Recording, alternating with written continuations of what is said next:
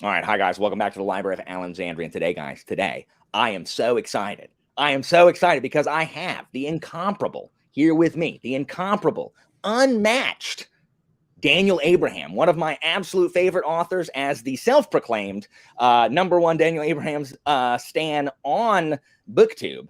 Daniel, I'm so happy that you agreed to come and join me and talk to me. Thank you so much for I'm happy to be here. I'm glad that glad we could make it work. Whoops! Oh, that's and there it is. That's my wife texting me. Whoops!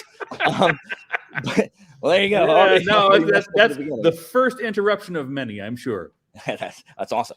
Well, so I just wanted to what I love about your writing, and this is it's probably you're probably one of my favorite character authors in fantasy, because I love how human and real your characters feel, from Mati and Ota and Kian and Liat, and Idan is Shakespearean in her storyline. Like, she's they all feel like the decisions that they're making are what we would make, like we as regular humans would make. And there's a quality to these like small, like human things that people do, like reaction to something. I noticed this a lot in the most recent book, Blade of Dream, where, I don't know, you write really compelling and different characters, especially really put upon characters like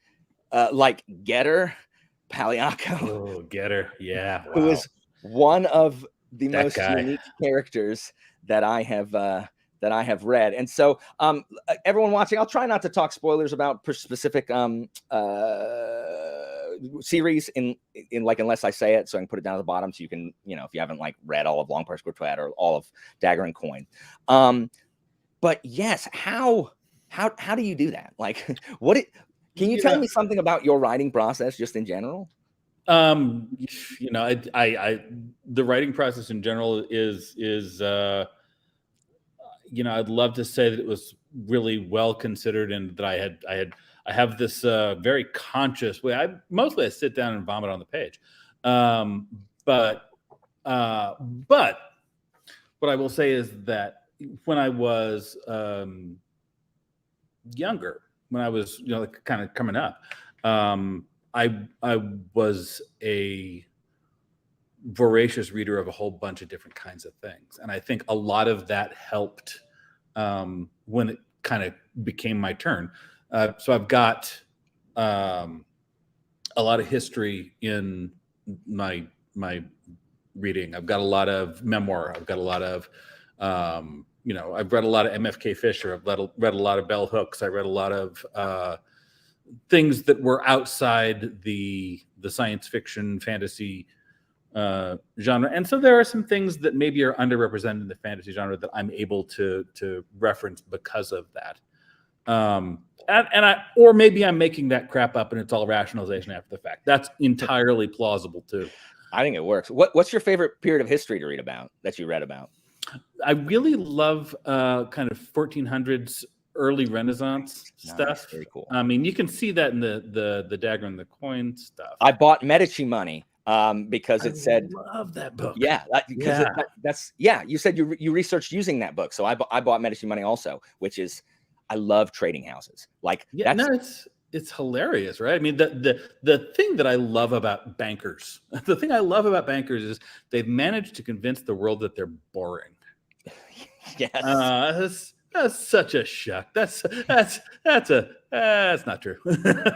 It's awesome. I was just talking about this with my friend. We love economics in fantasy. There's not enough like focus on it. This is another reason that I really like British author KJ Parker, because he puts a lot of like economic stuff in his stuff. So I love the banking stuff in Dagger and Coin. I love the cotton trade, and it's Sarah Cat in the first Long Press Quartet book, and how interconnected these, because in fantasy you do see a lot of like, oh, okay, well, this produces this, but it's not often that you do feel that connectivity. with how you need this good to do this, and if one supply, I mean, just look at right now, like when in COVID, when the supply chain shuts down, right? Like when we have supply chain problems, like it creates all sorts of unforeseen consequences on people's daily lives. And so I like that you include the economics. And then in Blade of Dream, we've got the merchant kid as one of the POVs, which it just pleases me greatly. So have you always like been interested in like bankers, and you just want to put fantasy bankers in it? I came to economics late in life, and kind of with the zeal of a convert. I was always had an unhealthy fondness for travesty, and when we got to economics, and it's like this system that we use to explain culture and the world, and that gives us these amazing superpowers, and it's based on the idea that humans are rational actors, and you're like, well, that's not true. Yes. How can the rest of this make any sense at all? Yes. The economic theory only works if people actually make decisions on the margin as rational actors.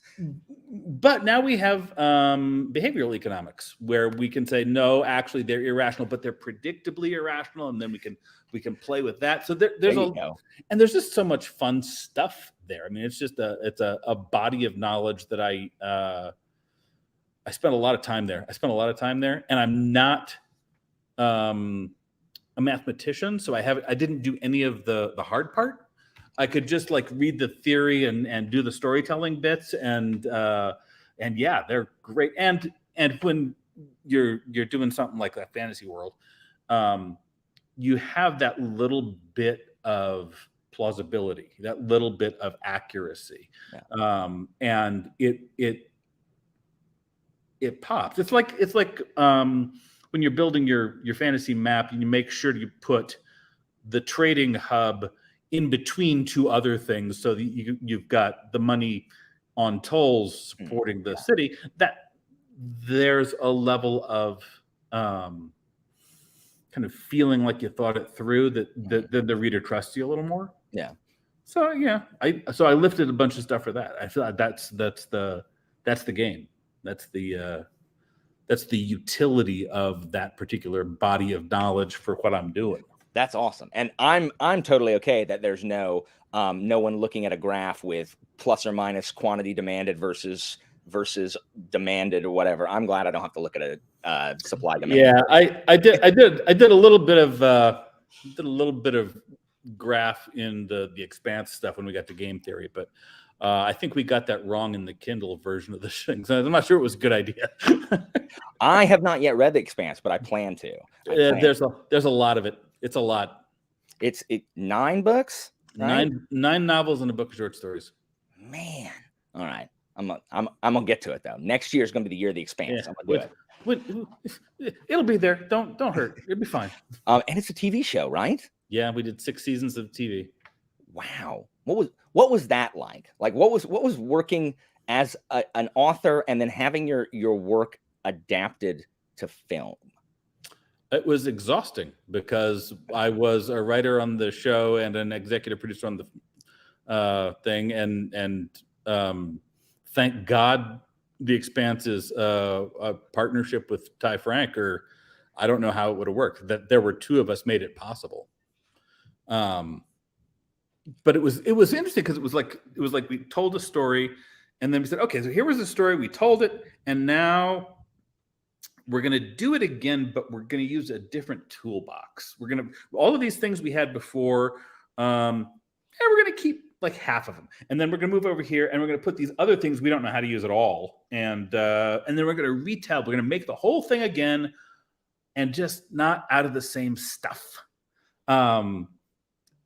So like one of the things that was hard for me to kind of break my habit of was, you don't have internal monologue, you don't have exposition, you don't have any of those. And so you have to find other ways to do that in film. But in film, you get all of the emotional subtext for free. all of the feelings, all of the Yeah. all of that. You don't have to evoke anything. You have a composer who's making music, and you get it for free. And it's, I mean, that would be great to have in prose, but but I don't.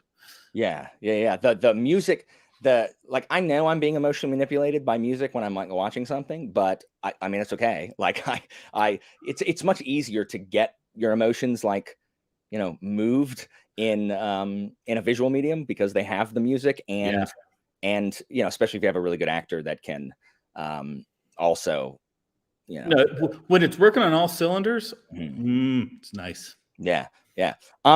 So was Long Press Quartet your first novel, your first published novel? It was my first published novel. Nice. Shadow in Summer was my first published novel. I sold one before that to a small press, and then bought the rights back before they could publish it, because things were getting a little. It looked like the wheels were coming off the press, and I didn't want to lose the rights to the book in somebody else's bankruptcy hearings. And so there's another book that I wrote first that I sold but didn't publish, and then there's like 3 or 4 trunk novels that, with luck, will never see the light of day. No. Oh no, dude, no. No. Did you always want to write? Like, how did you get into this path? I was always going to write. Very cool. No, I started playing around with this in like 5th grade, and did some stuff in middle school, and in high school I was actually there was a mentorship program through my high school where you could, like, if you was something you wanted to do when you grew up, you could go find a professional to sort of disabuse you of your inaccurate dreams. And they put me together with Fred Saberhagen, the guy who did the Berserker the swords, the Book of Swords. The Book of Swords guy. Yeah. So man. So every Saturday, my little teenage Daniel would go up to Fred's house, and that's what? Where is that in public schools now? I don't know. If it's not there, it's an awesome thing. It worked. It was great for me. We do not have that. I have. It's like squeezing blood from a stone to try to get high schoolers to want to learn anything. Yeah, well, high school's more brutal than it was when I was there. I don't envy those guys. This is a rough time to be that age. Yes, it is. And in my district, we don't even have an attendance policy. So I have kids that can miss 20 days of class and just right. Well, so yeah, and it's a rough time to be a teacher too. I mean, they both those go hand in hand. But I pity the kids. They've got so much pressure on them. Like, they have to know exactly what they're going to do for the rest of their life at 18. And society tells them that if you like anything in the humanities, that you are worth less than people who want to go into STEM. And it breaks my heart that I have kids who like are brilliant, like artists or performers, or, would be a fantastic, academic or whatever. And they're like, yeah, I'm just going to do engineering because that's where the money is. And I'm just like, it's a mistake too, because that's not actually where the money is. I'm just the humanity. We talk about that. We talk about education as vocational training, and it can be that. But I mean, my degree I have a STEM degree. I have a biology degree, and I used it to work 10 years of frontline tech support and write 30 science fiction novels. I mean, Ty, my co-author on The Expanse, dropped out of a pre-law program and became a television executive producer. I mean, the idea that education doesn't prepare you for life, the humanities. I mean, the thing that you get when you have somebody who's learned a lot of history, when somebody's learned a lot of poetry, when somebody played a lot with kind of the arts and sciences guys, is perspective. And I think our brothers and sisters in Silicon Valley, if they have taught us anything, have taught us that maybe it would be good to have some perspective. Thank you so much. I say this on my channel all the time but the interesting thing, or the ironic thing, is that the kids don't listen to me because I'm a teacher. Well, what do I know? Like, if I knew so much, why am I teaching? And it's just like, it's okay, guys, go enjoy. Just wait till you drop out of that program and have no idea what you're doing, kids. Come on. But I love my kids. I just want them to learn. I want them to value education. My father was a high school Spanish teacher. Nice.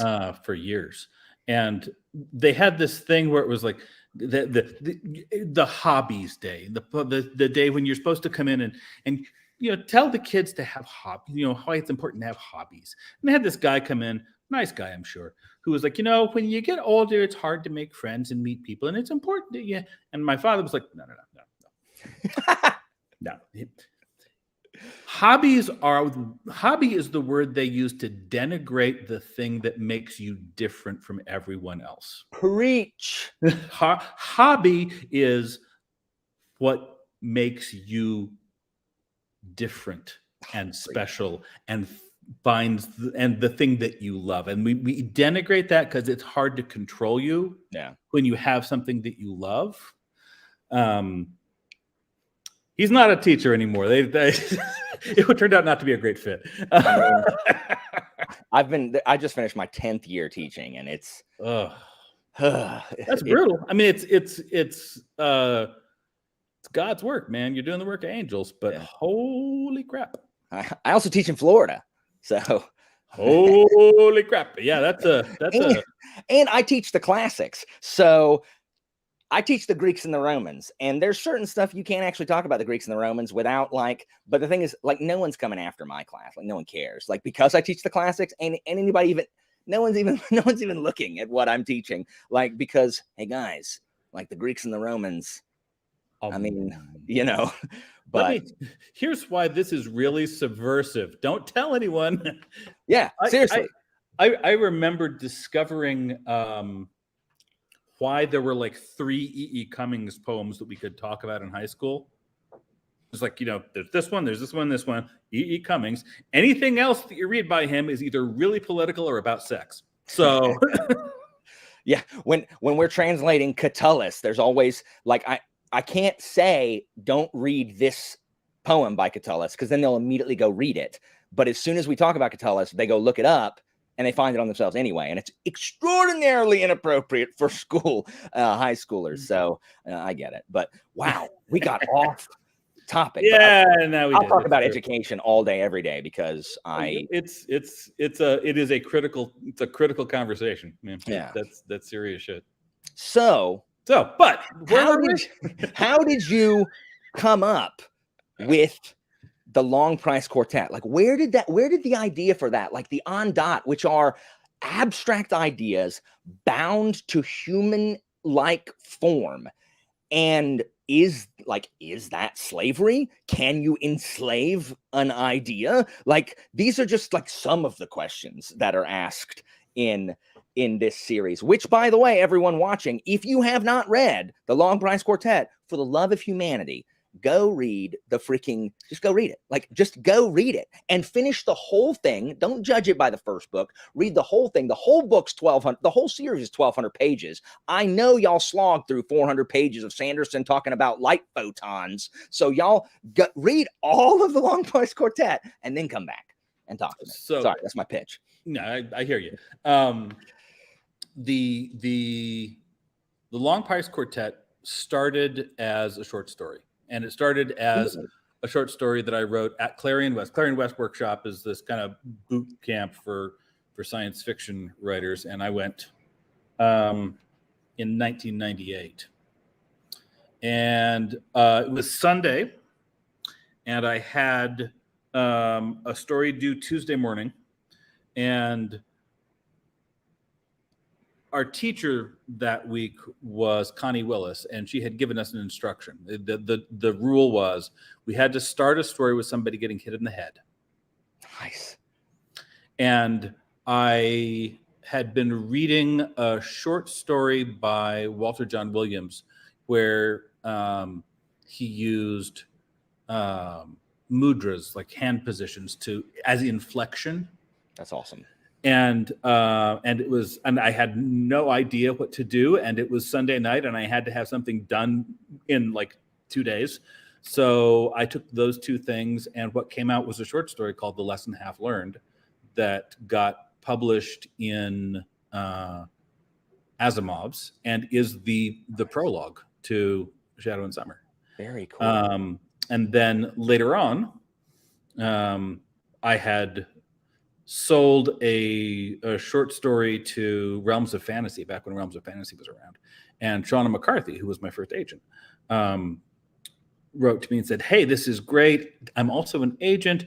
Do you have a novel by any, And I said, yes, I do. And I sent her this novel, and she said, "That's great. Do you have a novel that I could sell?" And I said, no, I don't. No.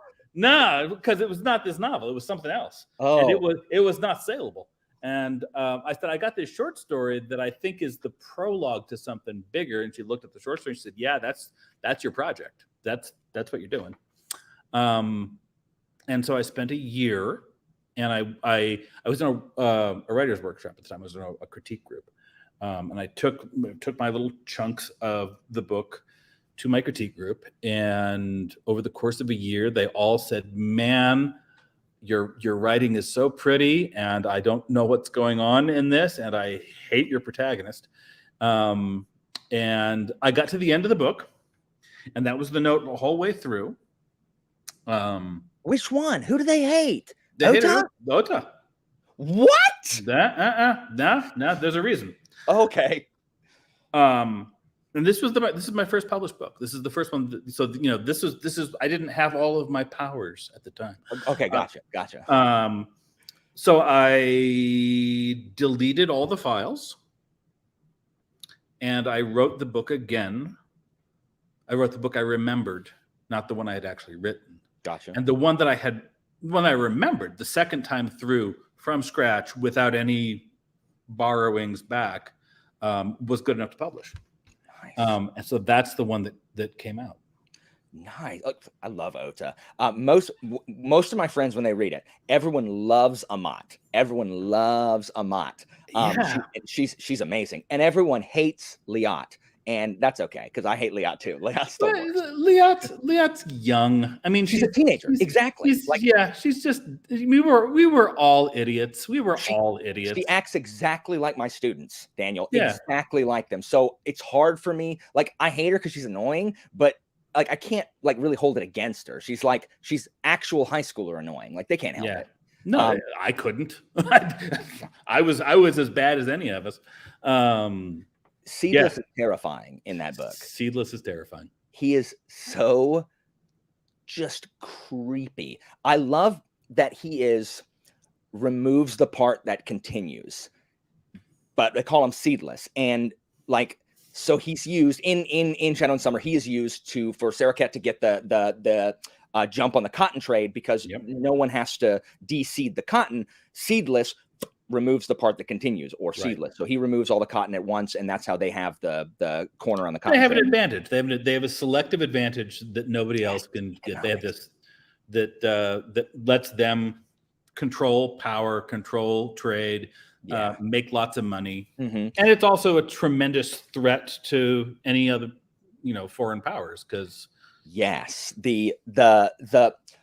so anyone who's watching, there might be long press quartet spoilers here, so come back after that's over, but you should read it. It's amazing.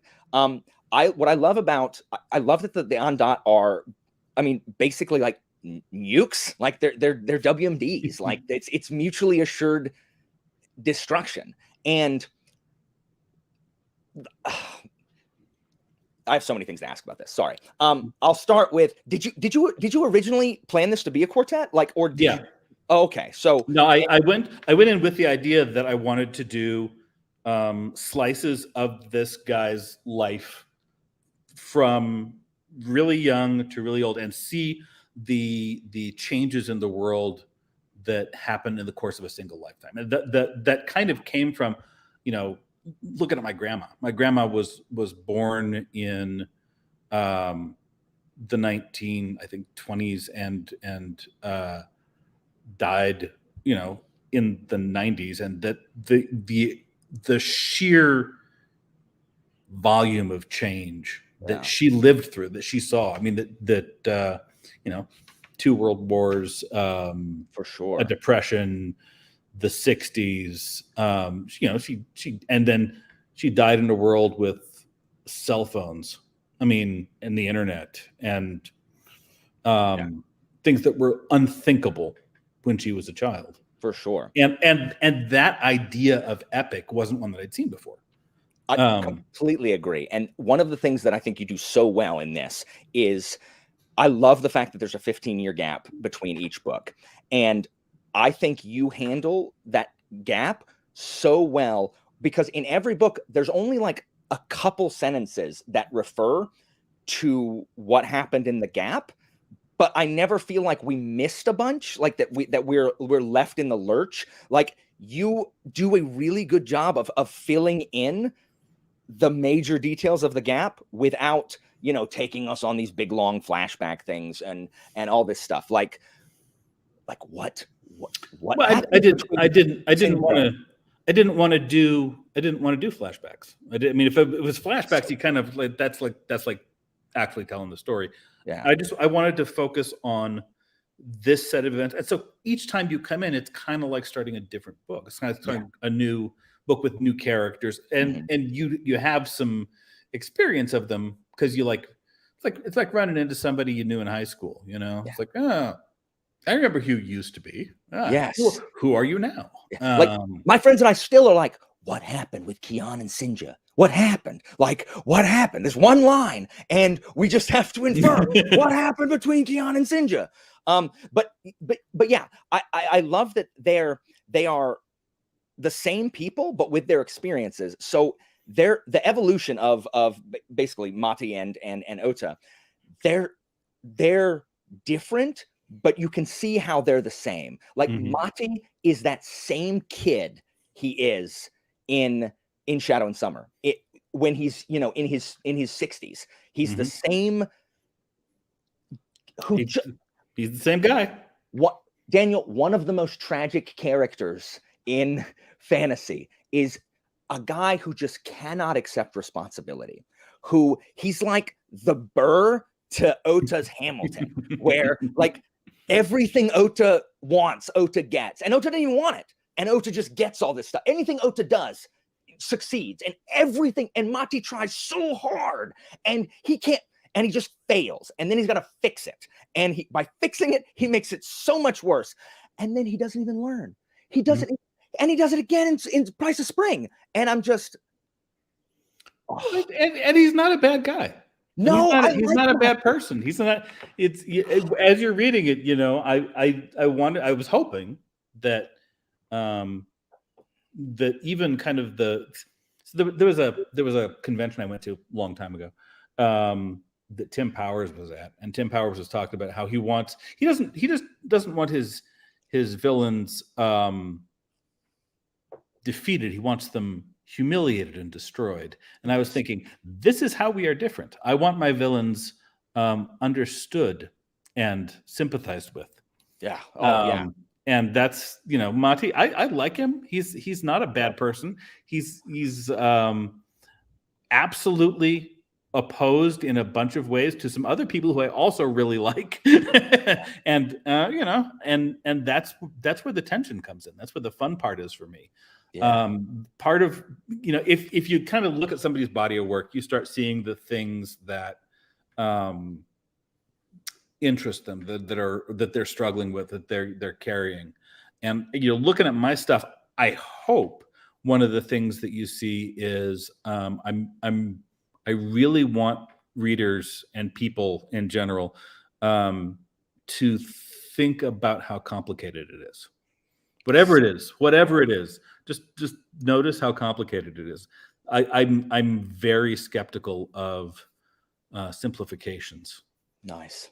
Yeah. Um, The complexity of the relationships in all your work is one of the things that I love so much. Like the complicated nature of the friendship between Ota and Mati, which, I mean, is it even a friendship by the end of there is so a lot happens in these books, but what shattered my heart in Price of Spring I'm so sorry. is he's right. First of all, he's writing to Kian, which is already heartbreaking. But he's like, I have entrusted this job to the least trustworthy person I know. And it's like, but y'all are friends. And he's like, I would rather a stranger do this than Mati. And I'm just like, I feel so bad, but he's right. Yeah. Mati's going to screw this up. It just breaks my heart because you see how close they are in Shadow and Summer. And the moment where we see that it is so important, because you're asking, and this is how I, when I recognize the brilliance of like how perfectly plotted all this is. We're wondering, why does Ota care about the dang Galt so dang much? Like why is, but then we realize finally in Price of Spring that if the Galts still die, then he killed Heshai for nothing. And he's had to carry around that horrible crime for 40 years for nothing. Like, he has to make this work. And it's just so powerful. The Long Price. It's so powerful. And yeah, it was a good title too. It worked. That worked. Fantastic. Like the consequences, like we feel ramifications 45 years later for what these kids are doing when they're teenagers in the first book. It's just you never get the feeling that, the sequel was tacked on, where it's like, oh, well, I didn't know I was going to write a sequel, but now I'm going to like kind of retcon stuff. Everything feels, and that's one of the I think the real strengths of that first quartet. It's so good. No, one of the things that I've been really lucky in my career is that the multi-volume stories I've been able to tell them. I mean, I'm able to tell there's one like side gig that I did in urban fantasy. I didn't quite get to do what I wanted to do, but for all the fantasy stuff, the Dagger and Coin was meant to be 5 books long. Awesome. The Long Price Quartet was always a quartet. The Kithamar books, there's 3 of them, and there's 3 of them. So I mean, that's good luck. That's awesome. And no one has asked me for a follow-up book for The Long Price. Well, have you done a 5th book? No, nobody wants that. I do. No, you don't. I don't want another story. What is the story from Galt? Nah, story's told. You can't tell. Once the story's told, you can't stop. That's the trick. You got it. Well, you've seen that. You've seen that show. You've seen the show that had the perfect ending at the end of season 1, and then they did season 2, and it was just it wasn't as good. That is most television shows that I watch. So yeah, no, it's a no. trick. It is. There is something to be said about getting out while the getting is good, like going out on top, as opposed to, burning it, like staying until you're like everyone's sick of you. You know what I mean? Like, so that's fine. It's just good. Now, it's weird to talk about like female characters because they're just characters, but in fantasy, I mean, there is often an issue with like male writers writing female characters. But this is not in fantasy. This is all of them. Word. in what me and my friends around me read primarily. Yeah. Okay. But and it's not just in the Long Price Quartet. We're just talking about that right now. The female characters in that are so good. Like, they're so strong and independent and realistic without being like the overcorrection of, please look at all the arrows pointing at strong female character. Like, Idan's rage is so understandable in the society she lives in. Like, again, I always tell people Shakespearean in her tragedy, because like, what's her option? And the fact that people, even when it's so obvious that it's a Dan, Like Samai, like no one can even think that a woman could have done any of this. Like she's never a suspect because she's a girl. Like girl's not gonna kill, like not gonna do all this.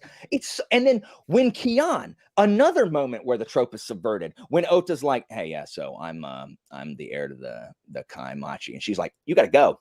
See ya. Anybody finds that out, I'm dead. As is my dad, get out. Bye. I'm like, whoa, good for you, go, girl. And then in Autumn War, where Kian and Liat are like, they're basically running the country while the boys are out playing at war. And then Liat and Kian talking about after that thing, the thing, the one thing, yeah. It's just it is. I mean, it's just so good. Like, is that like conscious, or are you just writing characters and that's just what comes out? Well, again, this is one of those. This is what you put in is what comes back out. Mm-hmm. Yeah, my lived experience was had a lot of really strong women in it, and individual women, not cartoonish, but actual folks. Mm-hmm. And I read a lot of stuff by and about women. And so my understanding of what it's like to be there is informed by folks like Margaret Atwood and Bell Hooks and Maya Angelou and awesome. My mom, who was my mom was an architect, and was the first female architect in her company, and that was rough. I mean, that was a hard thing for her. And my dad was a stay-at-home dad, and so the traditional kind of gender roles just weren't where I grew up. That's not my experience. Mm-hmm. And then you meet these folks, and they wind up in your head. And so when somebody comes back out of your head, that's they're informed by that. And one of the things that's happened, one of the things I've noticed about my stuff, you get characters who are who speak to each other somehow, who are like the metaphor I have is you have a set of actors, and they play different roles in different books, but Amat Kyan and I'm blocking her first name, Dawson, from Clara Dawson. They're played by the same actor. Nice. They're the same guy. She has different roles. She shows up in The Expanse too. You'll see her there. Nice. She's awesome. She has her name is Ava Sarala in The Expanse. Nice. And they exist because I've come to understand people in a certain way, and that's one of the ways, one of the kind of configurations and constellations that I have. And I'm not a woman. I've never been a woman. I don't have any experience being a woman, but I know a lot of them, and I've talked to a lot of them a lot, and I really enjoy the intellectual company of women. And so I think maybe I got a wider palette to play with than some guys. I think there's a real I don't say prejudice. Prejudice isn't the right word. Mm. There's a pressure. There's a pressure in our culture that keeps the relationships between men and women narrow in a way that I think serves no one really. Yeah. And I had most of my friends growing up were girls, because the guys were assholes. I mean, huge douchebags. I mean, just oh my god, and hasn't changed. And competitive all the time, and if you don't compete, it just means you lose. Who wants to hang out with those guys? No, I liked liked the girls. They weren't competing with me. They were just and I liked the girls who weren't my objects of romantic affection. They were just folks who were hanging out. My best friend growing up was my oldest friend I've known since the 3rd grade. And she's a female. So we've been friends since 1989. Yeah. And I think that those kinds of relationships are really civilizing. I think that, I mean, when I was running a call center, it was like a little 12-person call center. You could tell when it was all guys. There was too much testosterone in them. You have a mixed gender, and I'm any number of genders, because that's where we live now. That variety is actually healthier. It's just civilizing. It's just nice to have people being people and not gender roles. Yeah. I mean, that just goes back to like heterogeneity is healthy instead of these homogenous echo zones. Like it's it's unhealthy. It's bad. For sure. So I'm glad to hear that folks think I did a good job with the women in the books. All of my female friends who have read it have commented on it. Like everyone they are all impressed, which is awesome. The other thing that and this is a choice that I made early on, and I'm really comfortable with. There's an intentional lack in pretty much all of my stuff.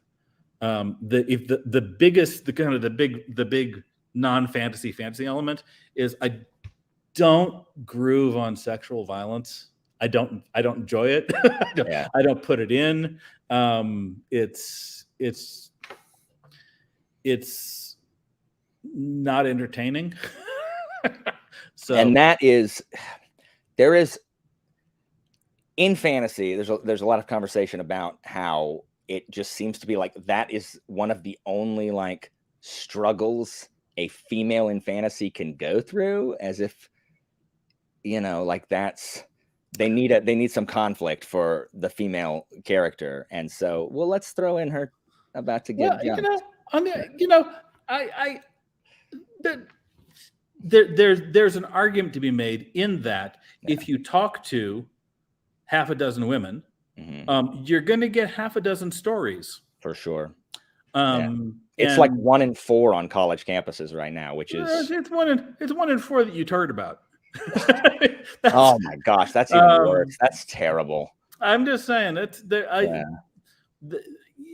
nobody has a friend group absent this issue. Yeah.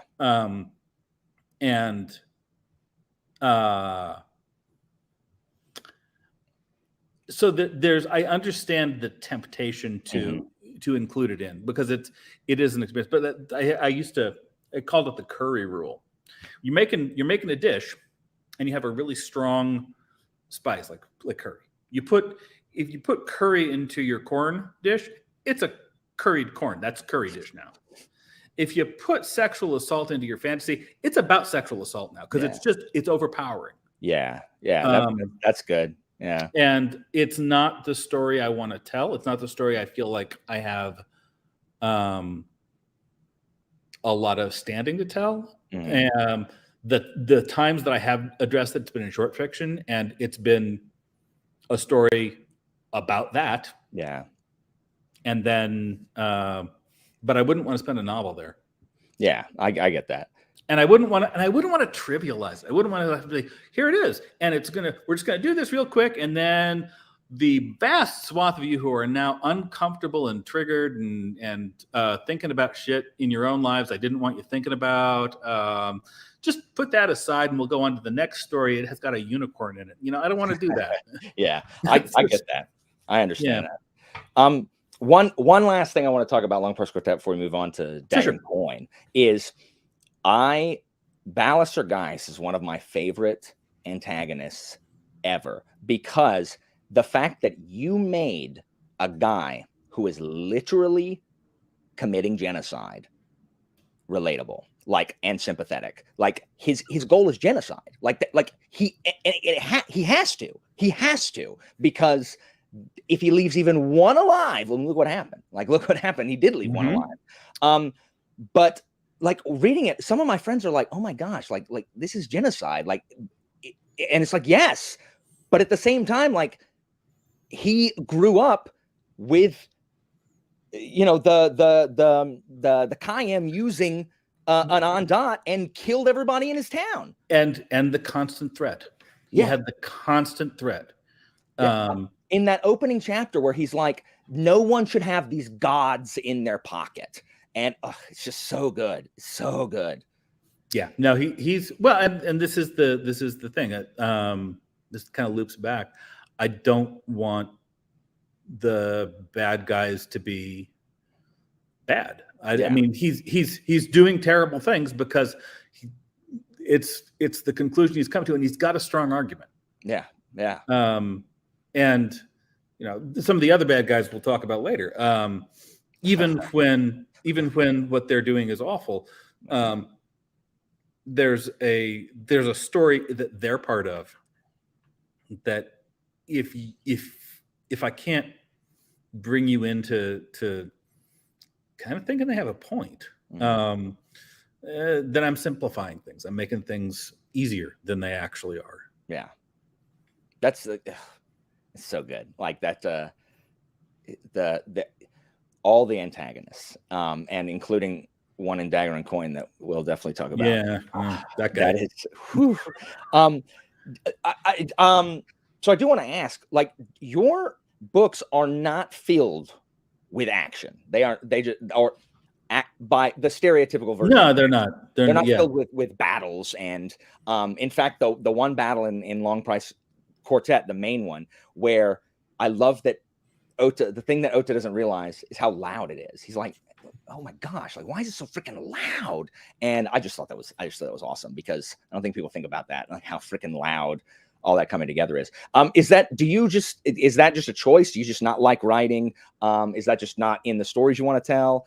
Because there are battles, like in Long Price Quartet and Dagger and Coin, but they are certainly not front and center in your novels. I have a hard time. I have a hard time with action scenes. I have a hard time with sex scenes, and they're the same thing. They're the same problem.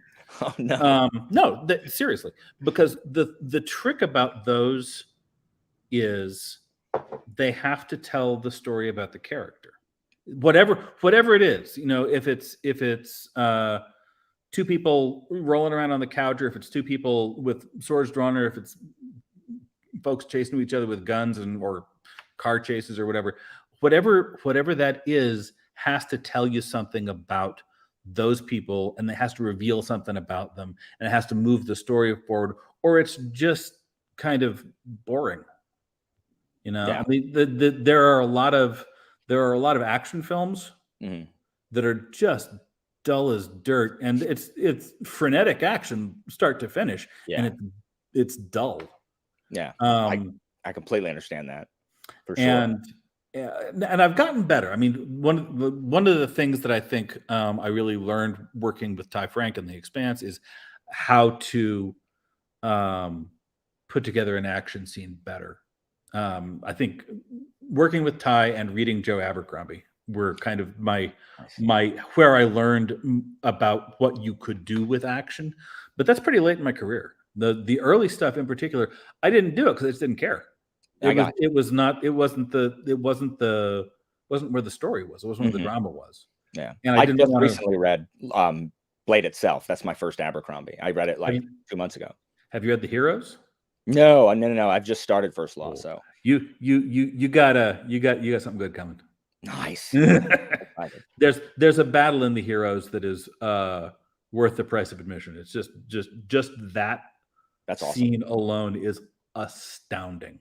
Oh, now I'm excited. Dang it, you should be. Yeah, that's cool.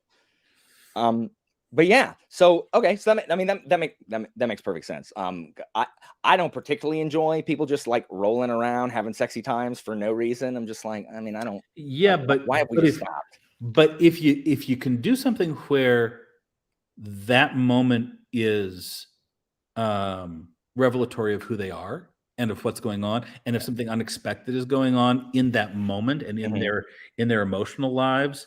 Otherwise, it's just a website you can click on and you watch. Yeah, I'm fine with that. It's just they tend not to be that. It tends to just be like, oh, I was like, please don't describe their genitalia to me for no reason. Like, can we just there's a book. Diana Gabaldon put out a book just on how to write sex scenes. Did she really? Yeah. And she's addressing this exact issue. Wow. About how that's awesome. Oh, it's an awesome book. It's actually really good. That's really cool. And it's talking about how you have this and how much description you're putting in, how much you're not putting in, how you get the information across in ways that tell you about who these characters are and what's going on between them, what the scene is accomplishing within the story. That's another thing to check out. Track down if you can. If I disappear, it's because my camera has died and I have to replace the battery, but I'll be back. I'll just hang here. Cool. So, Dagger and Coin.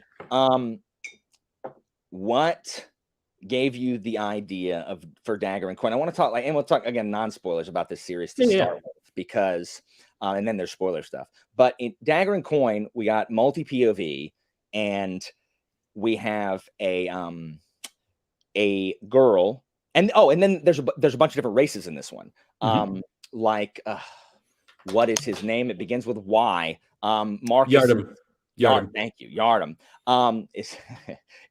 Hey, Yardam, is this the day? That's you today, sir. Exactly. Love it. So it's about a girl who basically founds her own bank without the permission of the actual bank, and she I mean that's just one of them. And then her bodyguard Marcus, and then we have they're with a troupe of actors, Master Kit, and then Getter Poliaco, who is a minor noble who is with the army, and then Dawson, and then the major noble, who is, and man, this is something completely different, because it's a completely different world. It feels completely different than Long Press Quartet. Banking is more front and center of the series. We've got a bunch of different races. We've got the snake people, the dog people, the insect people, which are despised, the roaches, and the drowned. We don't forget the drowned. The drowned, which are freaky, like the weird drowned. They're so weird. And the dragon. You wind up with dragons. There's dragons in there.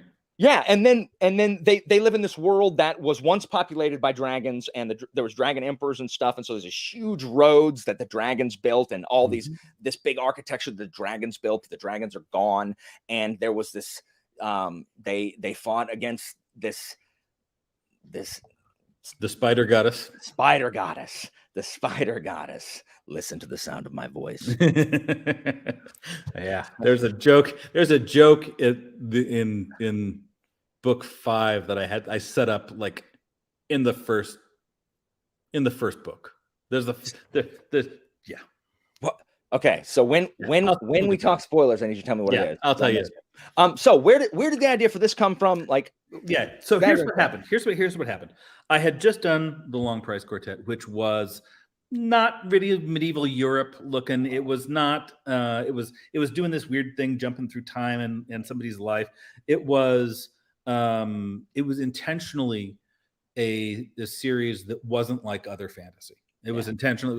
I was trying to come out the gate, and do something no one ever seen before. And so I did that, and it was, and it was like something people hadn't seen before. And then I wanted to do something that was just exactly what people had seen before. I wanted to do a common thing well. I thought that was my thought. And so I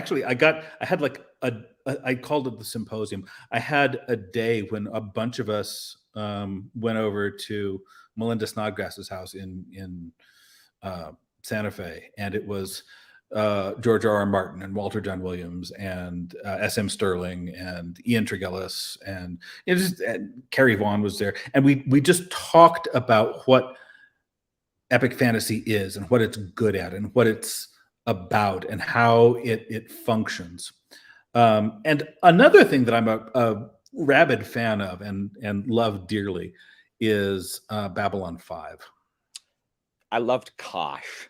Right. And yeah, and Londo Mollari is one of the best. I mean, you talk about Shakespearean Londo. I mean, wow. But the thing that I really loved about Babylon 5, the thing I took from Babylon 5 was Straczynski just took everything he loved and just barely took off the VIN numbers and shoved it all in there. And, you know, Zahadum, Khazad-dûm, yeah, you know, the Psy-Cop is named Bester. It's not subtle. I'm okay with it. No, it's awesome. It works. Yeah. And so I thought I want to do that too. I want to take everything that I love and everything that I think is deeply cool, and I want to put it in this fantasy the way that Straczynski. Aren't they rebooting B5?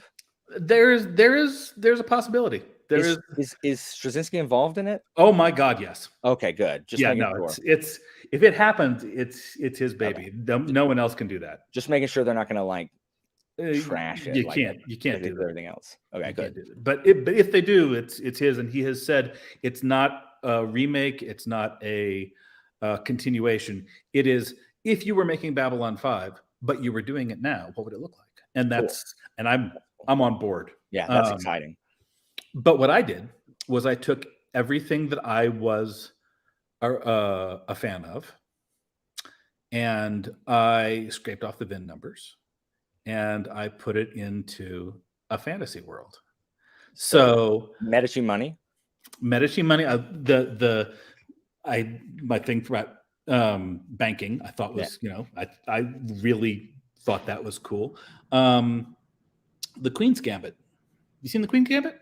I have not seen it, but it is very popular amongst my circle. It was one of my favorite books. It's by Walter Tevis, who is one of the unsung heroes. Show, right?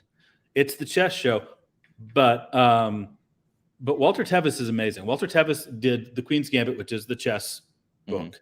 He did The Man Who Fell to Earth, which was the Bowie film. Yeah. He did The Hustler and The Color of Money, which were the pool movies. Yeah. He's like everything he wrote almost got made into a movie. They made it into a movie. Great. And he's one of my favorites. And The Queen's Gambit was a book that I loved way before it got made into a series. And so I took Beth Harmon, who is the chess prodigy, and she's very clearly my banker girl.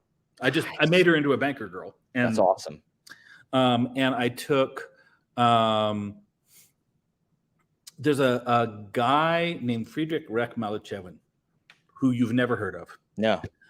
He was a German royalist, a German monarchist in the 1930s, who was a virulent anti-Nazi because they were low class.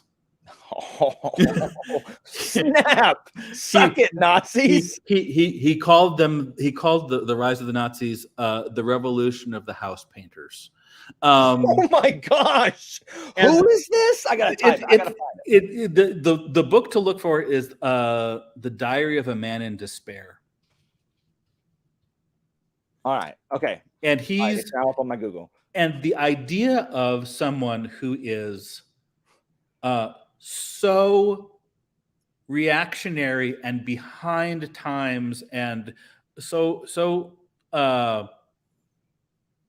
old-fashioned. Was this Dawson? That he laps himself. Yeah.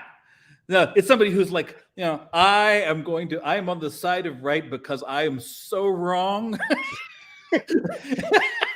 So is this who Dawson was based on? That was Dawson. I love that guy. I'm going to use him. I can absolutely see him saying revolution of the house painters. No, he's Oh, he's dog. kind of the good guy despite himself. He doesn't try to be. No, he thinks he's right, and he's a terrible person. but he's against the bad guys. Yeah. For the wrong reasons, but he's against them. Yeah. And just everything like that. Anything that I saw that I enjoyed, I just grabbed it and I threw it in there, and then I did a plot break. I had some friends come over, and we talked through over the course of a day what the series was, what the not in complete detail, but in broad strokes, what all 5 books were going to be. And then I tried to write a very traditional fantasy series, and this is the closest I can get. This is the best I can do. Yeah. It's not that close, but it's the best I can do. This is what I can. This is what I got in me. Mm-hmm. And that was the project. The project was find the core of epic fantasy and do an epic fantasy that is that kind of epic. Yeah. And so did you pitch this to Orbit like as a quintet? Yep. Nice. Is Orbit? Do you like Orbit? I guess I love Orbit. I know. Okay. They've been very good to me. Okay, just making sure. I was like, well, I guess if you didn't like them, you couldn't really say it. But I could say, they've always been very professional. I got you. But you like Orbit? They'd be right by you. They've been great by me. They've done great by me. I love them. That's cool. All right, so everyone, if you haven't read Dagger and Coin, you need to go read it. Seriously, read the first one. Just get through that book and then come talk to me. Like, seriously, there's some stuff you don't know what kind of book it is. Hush. Like, you don't read the whole thing because Daniel, this is what you like. You are the master of the slow burn. Like everything you light the fuse. It's like, what do they call it? Like back in the Napoleonic eras, the long fuse that they light that has a really long time before it hits the cannon and blows up. Whatever it is. That's what you do. You light the long fuse and I think some people are impatient and are like, and it's not intentional. It's just it just turns out to be what I do. I tell everyone I know, I'm like, if they're reading an Abraham book for the first time, I'm like, trust the payoff. I promise. Just go with it. Trust the payoff. If you're like, what's happening?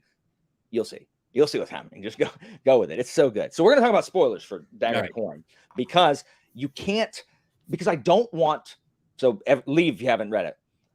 I don't like spoiling that Getter is a bad guy before people read the first book because everyone, if they don't know, everyone's like, oh, Getter. And then he sets it on fire.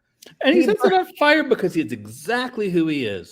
He's the guy who reads the book about a captain and thinks he's a sailor. He's Getter Paliaco is one of the, like, I want to like Getter. I do because I get it. He's picked on because he's overweight and he reads by these freaking dude bro douchebags, Chad frat boys. And so I'm like, yes, Getter. But he is so, and his dad is nice. That's the thing. He has good parents. And he's just too petty. Like he's like Mati, but not a good person. Like he's a self-pitying sadist. And if he never had any power, he'd have been a fine guy. He'd have been, he wouldn't have taken it well that, when he lost the board game that week. But he'd have been fine. Oh my gosh. But he got power and, my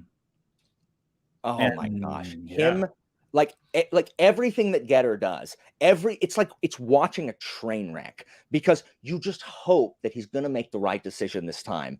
And Kithamar has that kind of like tempering, presence because he wants to impress her. So he doesn't want to be like a maniac. But then when she doesn't go back to him, I'm just like, Kithrin, now he's gonna kill everybody. He's gonna burn the world down. On the other hand, dude, you wouldn't want to go back to him. No, She's you making don't. the right choice. I know, but it's just like he's gonna go ballistic, and him acquiring Bazrahip. Is that what's Bazrahip? The power of the Spider Queen is bone chilling. It's so terrifying. Like, oh yeah, the original the magic system in that one is actually something that came out of a conversation with Ty. And what we were talking about was the Nazgul, and the way that the Nazgul aren't their power isn't that they're great fighters. Their power is that when they appear, there is a sense of dread and horror. It's not a physical thing. It's not it's not big fireballs. It's this understated emotional conceptual thing. And the one that we built, the one they built there, is all about certainty and the difference between certainty and truth. Oh, I love that part. I love that discussion in this series, because everyone is certain nowadays. I've noticed that. I don't know if you have, that everyone is 100% certain. And it's and it, you know, in the books, that tripling down on certainty is how you make room for atrocities. It's how you make room for wars. It's how you make it okay to kill a bunch of people. And having the good guys, having Master Kid be there as a voice of doubt, a voice of constant doubt. Probably. Yeah, it's probably. Yes. I love that. There's one time he doesn't do that. There's one time he forgets and he slips. When? At the very beginning of book 1, when Sithrin is deciding whether or not to start a bank, and he says, "You can do it." Oh, dang. Didn't notice that. And that's awesome. That is awesome. And she can. Well, and she does. And she does because she knows she can, and she knows she can because someone told her. How did I not see that? Dang it. That's small. awesome. It's small. It's really small, but it made me happy. That is awesome. Every time Bazrahip is out there with, "Listen to the sound of my voice. You have already lost. Everything you love is gone. You have," and that's the thing. That was the setup that needed for the joke in 5. Oh, really? That was the way that Bazrahip undermined people was all a setup for him and Marcus in book 5. What happened? What do they do? What happens? I've forgotten. He goes and he is facing Marcus in the last battle and saying, "Everything you love is gone. You have already lost. Everything you have loved is gone." And Marcus's response is, "Old news," and stabs him. Oh, yes. Yeah. Yes. It was all set up for old news. I knew the old news joke before I wrote the first word. That's amazing. I love that moment. That is amazing. And Getter's destruction, like he does it like for Sithrin, but also no one laughs at me. And then that's where we are, Getter. Like, what about it? Because it's the right thing, Getter. Like, no, the right thing is don't fucking laugh at me. That's the right thing. Getter is just so, like, the moment at the end of freaking The King's Blood, where he comes down and just hacks Dawson hacks him to pieces.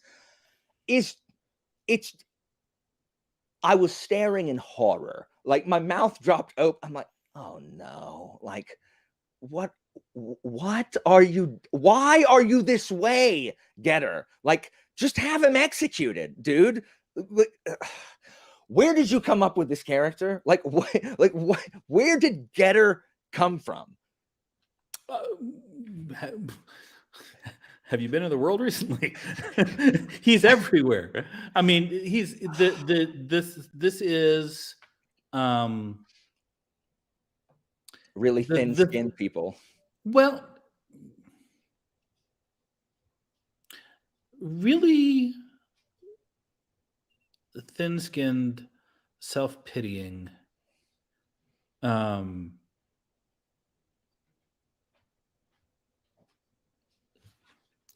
men involved men who are carrying a sense of their victimization that is based in not actual victimization, but in a narrowness of sight. Yeah. Getter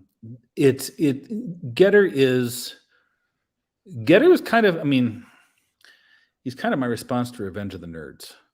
I mean, and I was a nerd. I was that guy.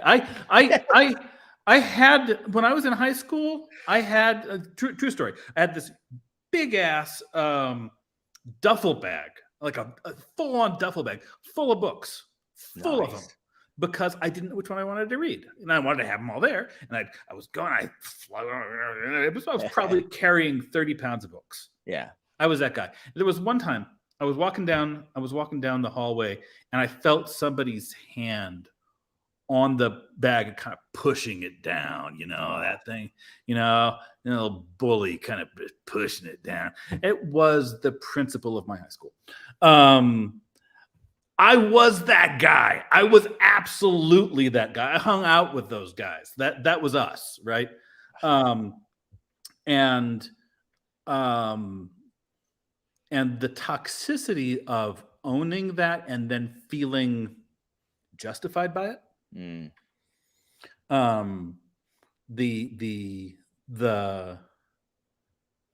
pettiness of evil, and the sense of having been wronged in a way that then justifies every shitty thing you do for the rest of your life because you were wronged. Yeah.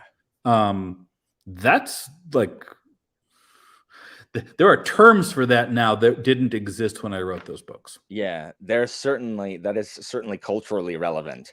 Yeah, I didn't want it to be. I wrote this. I mean, I wrote this when Obama was president. I didn't, but I mean, it's the human experience, like that, because you write these like realistic, like these guys that have human foibles.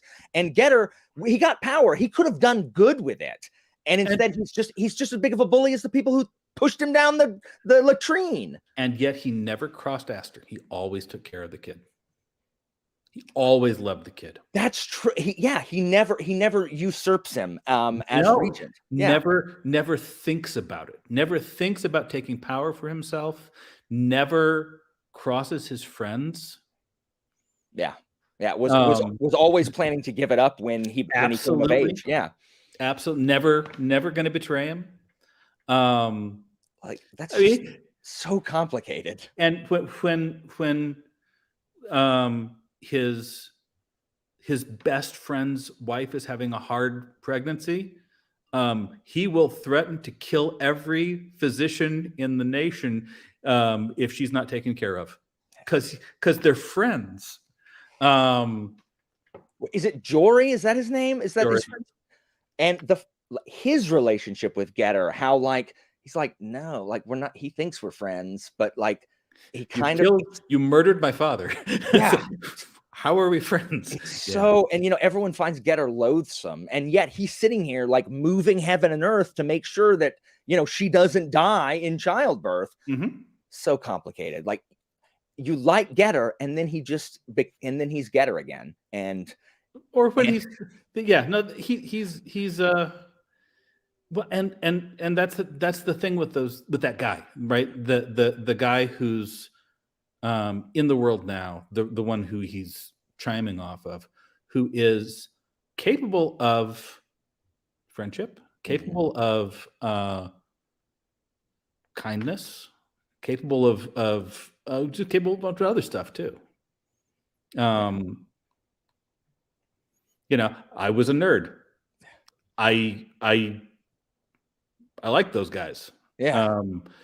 I also recognize that they can be monstrous. I could be monstrous. For sure. Yeah.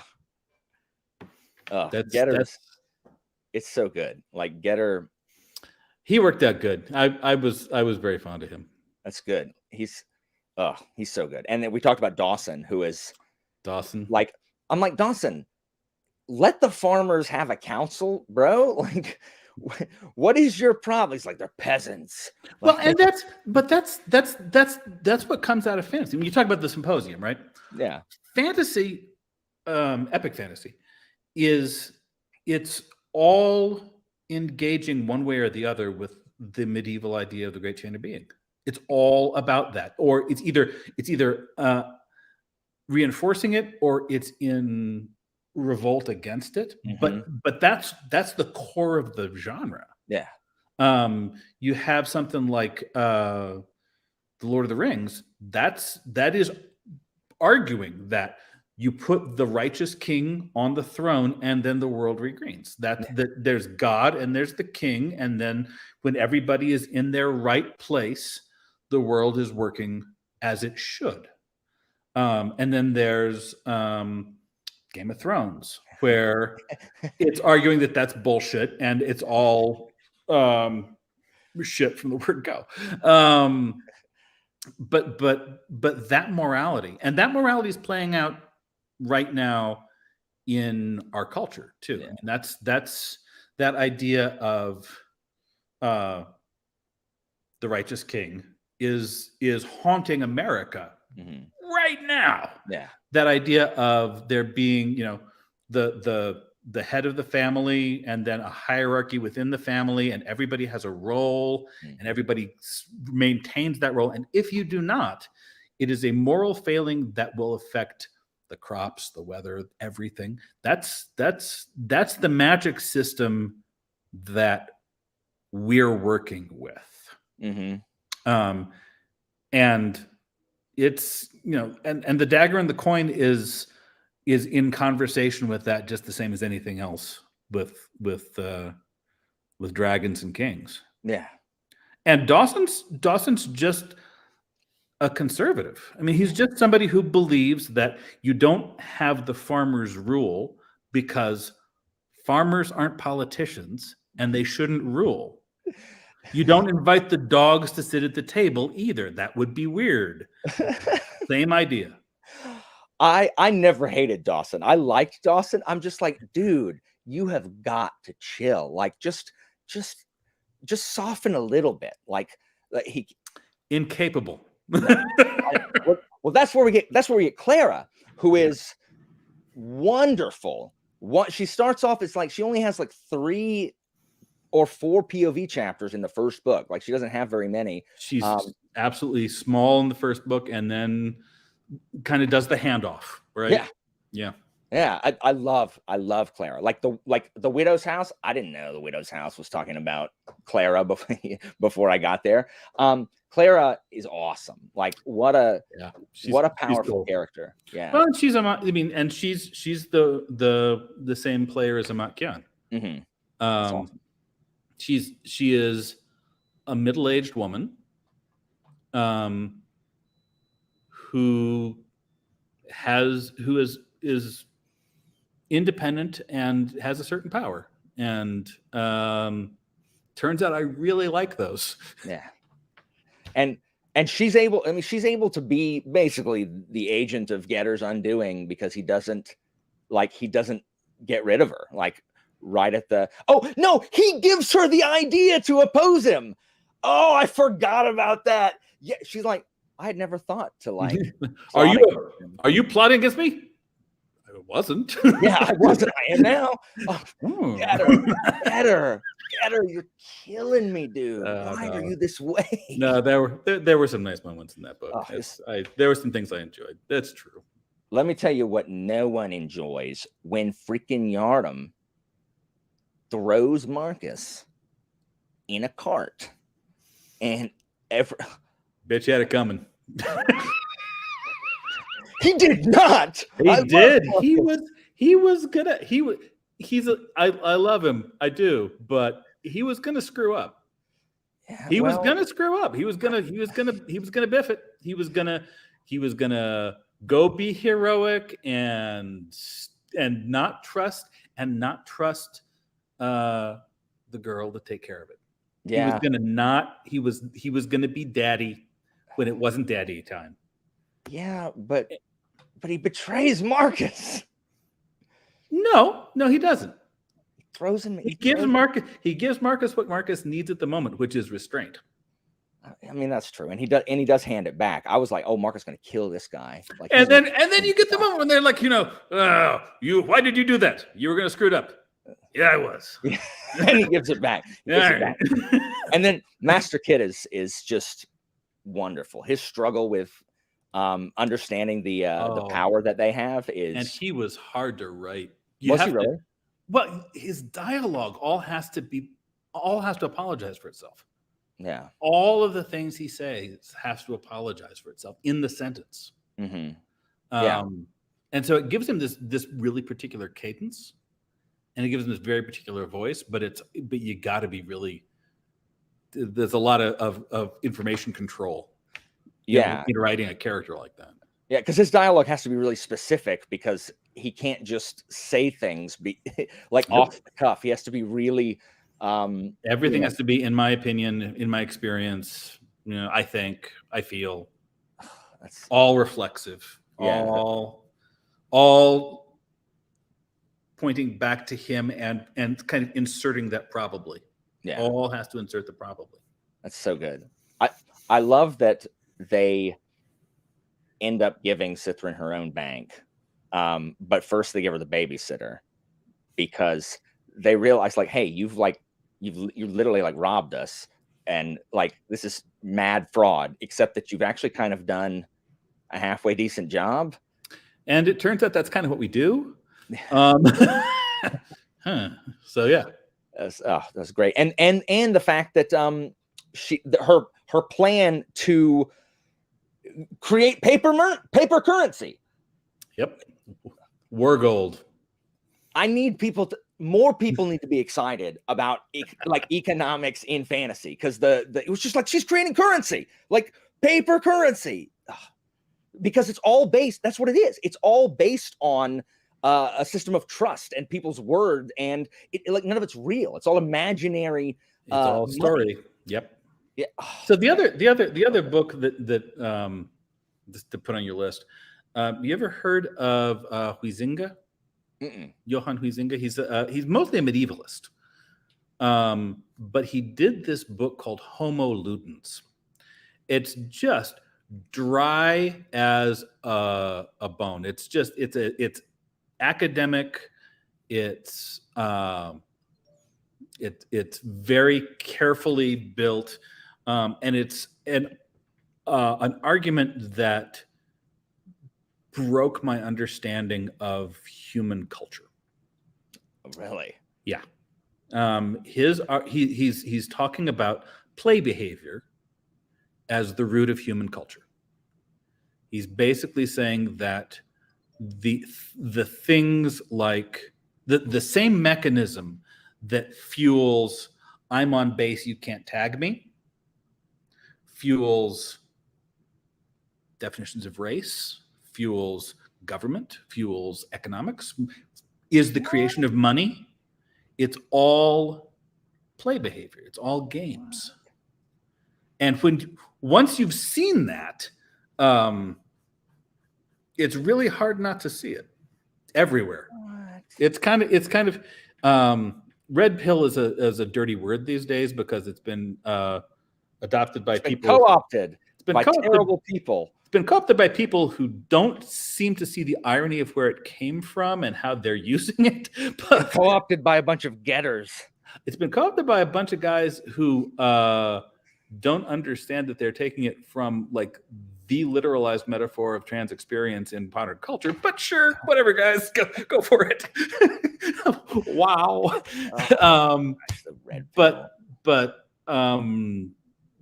the falling away of scales and the seeing my description of it when I'm talking to my friends is it's like, behold the abyss. You know, it's friendly, it's cool, but it's look, this is all it is, all the way down. Oh my God. The idea, I'm gonna have to get that book. It broke my head in some of the best ways. That was an important book for me. Oh my gosh, that's crazy. You should sit with it. It's hard. It's a gorgeous book. Yeah, it would definitely take me a long time to read any of these like old books that are really dry and dense. They take a hot minute. Yeah, the good news is it's not really long. You know, it's not German philosophy, but it does, I think, have the ability to change your worldview. Nice. So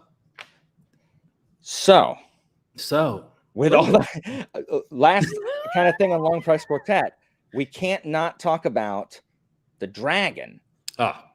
Like the end of book 3, like changes the world state. The dragon, like I like how he feels very otherworldly, like his views. He's like, why am I talking to the slaves? Like, why are the slaves like get out of my face, slave? Like, what? He does not really grasp the fact that the world has moved on without them, and so he like burns a town and like eats people that are not bad guys. But I like that I like how they, I don't know, work with him. I mean, he's not really on their side. He's more like against his brother who brought the taint of the spiders. Yeah, he's fighting an old war. He's fighting the old war. Yeah. And it's not a human war. It's well, and the dragons, I mean, the dragons were Romans, right? I mean, the dragons are the ones who built the roads. Yeah. And then vanished. And then here's this guy, here's this kind of, King Arthur coming back from his long sleep. Yeah. And the moment when he is needed, and he's not a modern person. He's like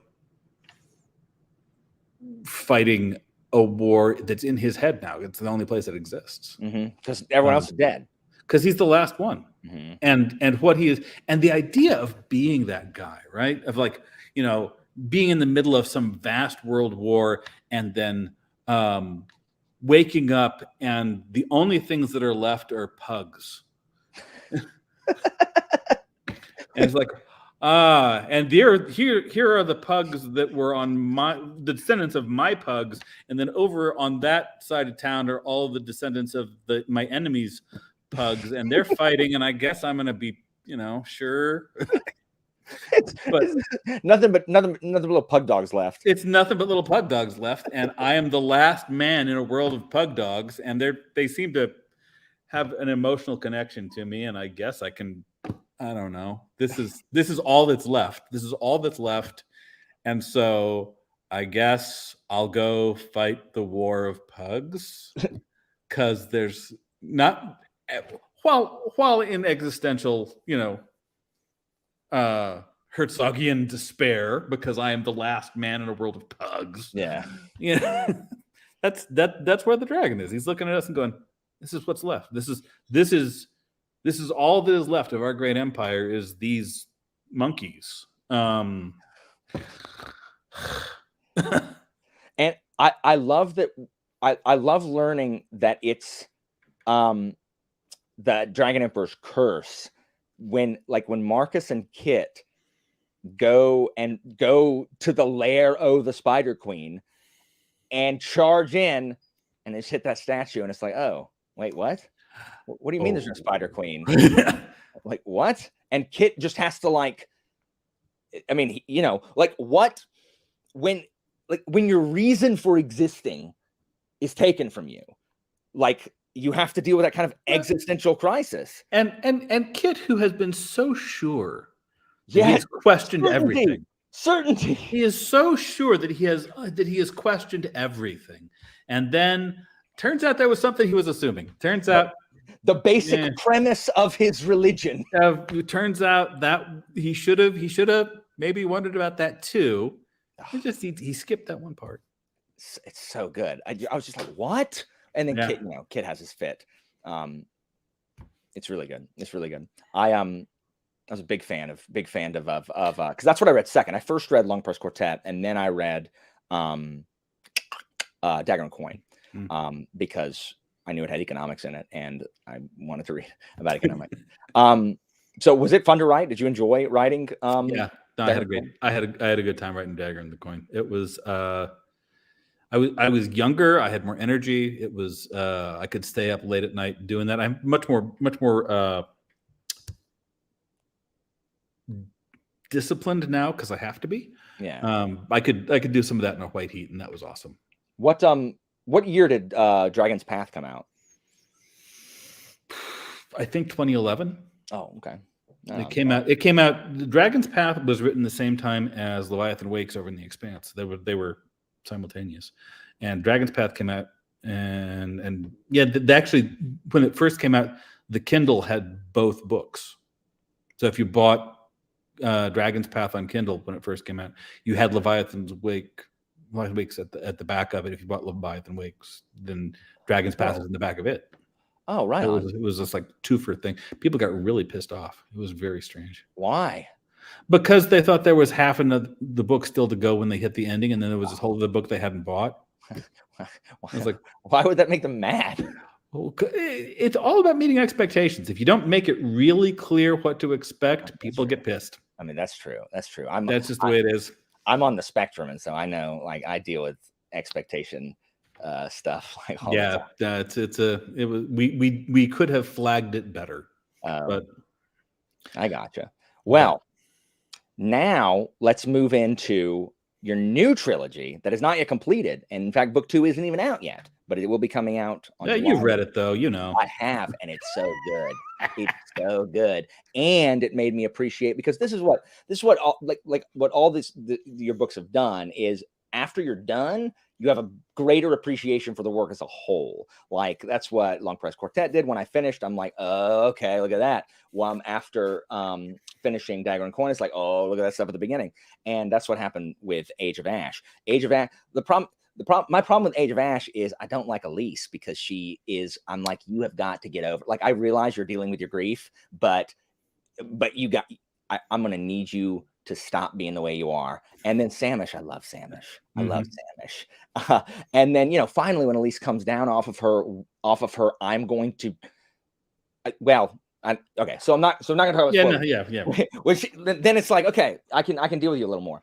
And then, in book 2, we have a different point of view. So what made you want to do this series, which is about the city Kithamar?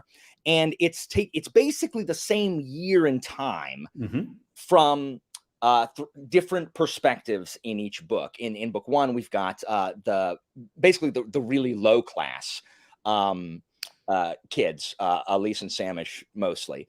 And then in book 2, we've got the more upper class. We've got the merchant, and then the princess. Yeah, the princess. Yeah.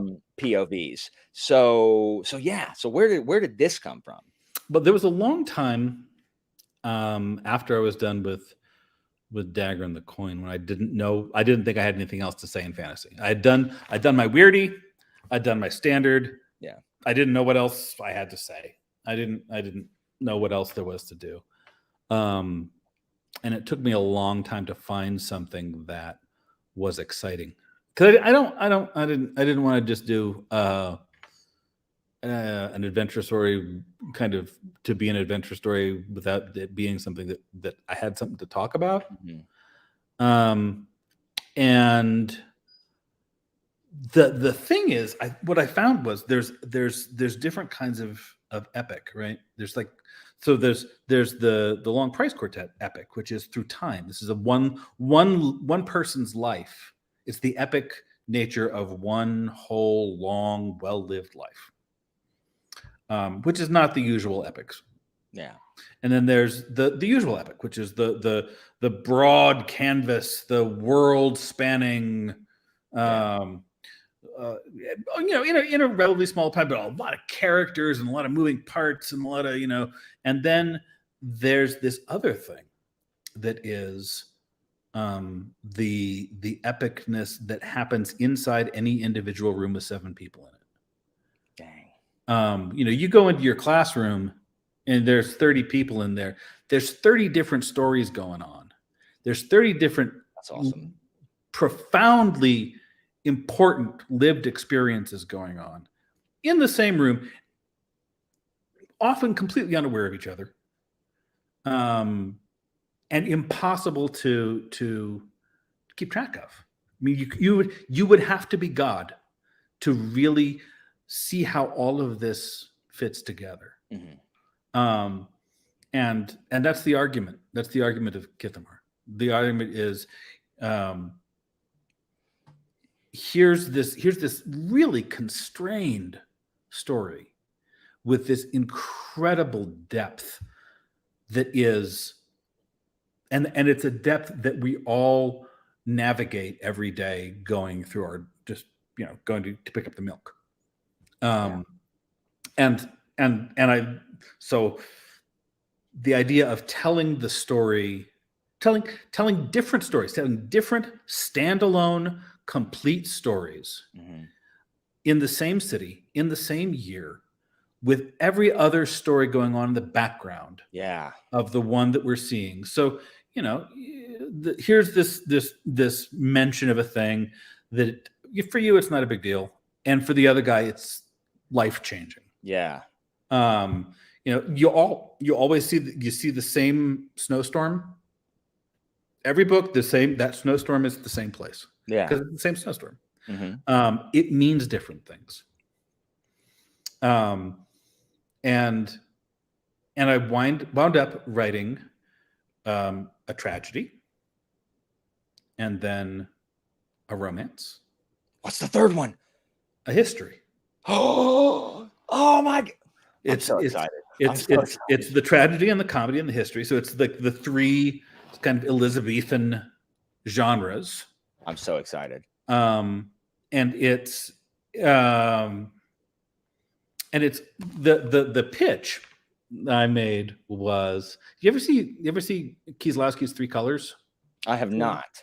So Kieslowski did this these 3 movies, Blue, White, and Red. And blue was the tragedy, and white was the romance, and then red was the history.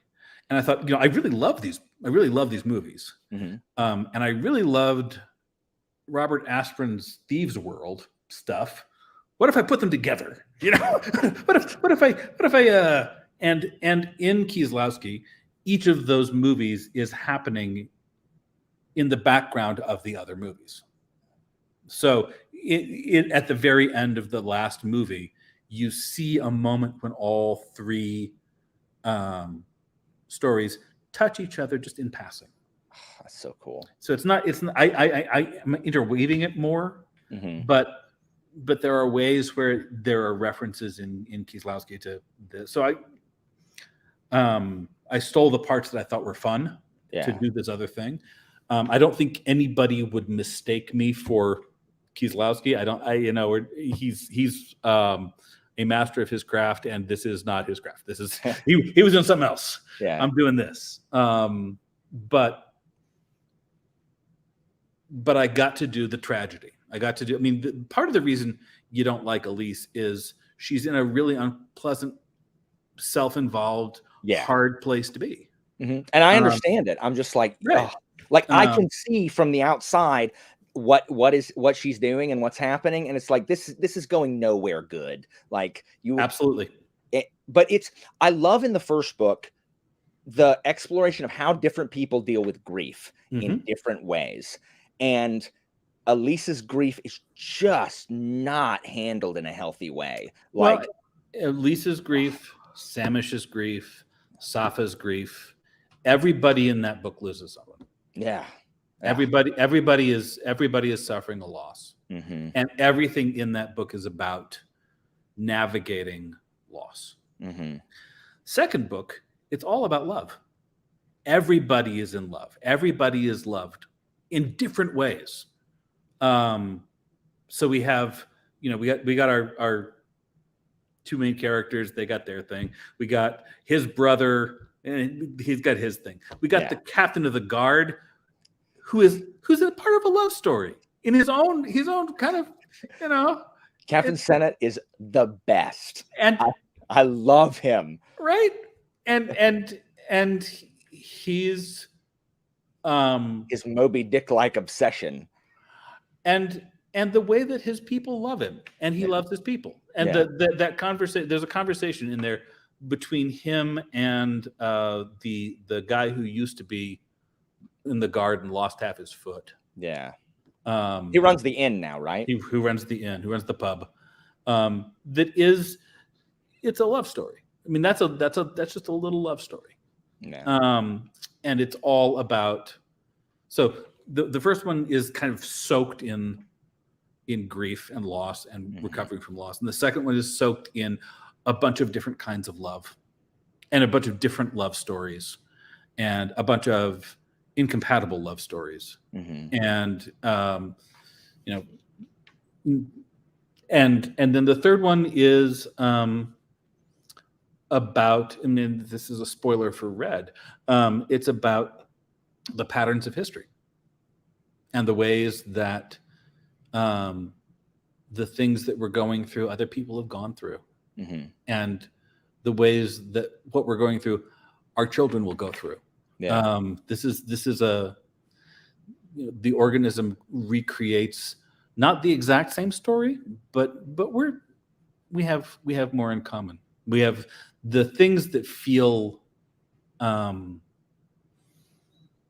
bright and novel and world shaking to us. It's because it's our turn. It's our turn to find them. Every generation thinks it discovered sex. Every generation thinks it's there we go. Sorry about that. I had my we knew it was battery charging. We knew it was going to happen. Yeah, I foolishly left my camera on overnight, so it just burned it down, even though it's on charger. All right, so I was every saying, generation thinks they're the first one to. Every generation thinks they discovered sex. Every generation thinks they're the first one to kind of hit that middle age sense of loss, that aging. Everyone faces mortality and age. Everyone gets to the point where they're shifting into taking care of their parents instead of being taken care of by their parents. And every time it's revelatory, every time it's fresh, and every time it's echoing things that we've been doing since the Pleistocene. And there's a beauty in that. There's a joy in that. And so this is the last book. That's the one where I'm telling the same. And I'm answering all of the questions that are left. Nice. And I'm drawing some connections you haven't quite seen yet. And I'm making my argument about the nature of the epicness of any given room. And then I don't know. And then after that, then I got to find some more ideas. Then I have to find something else to say.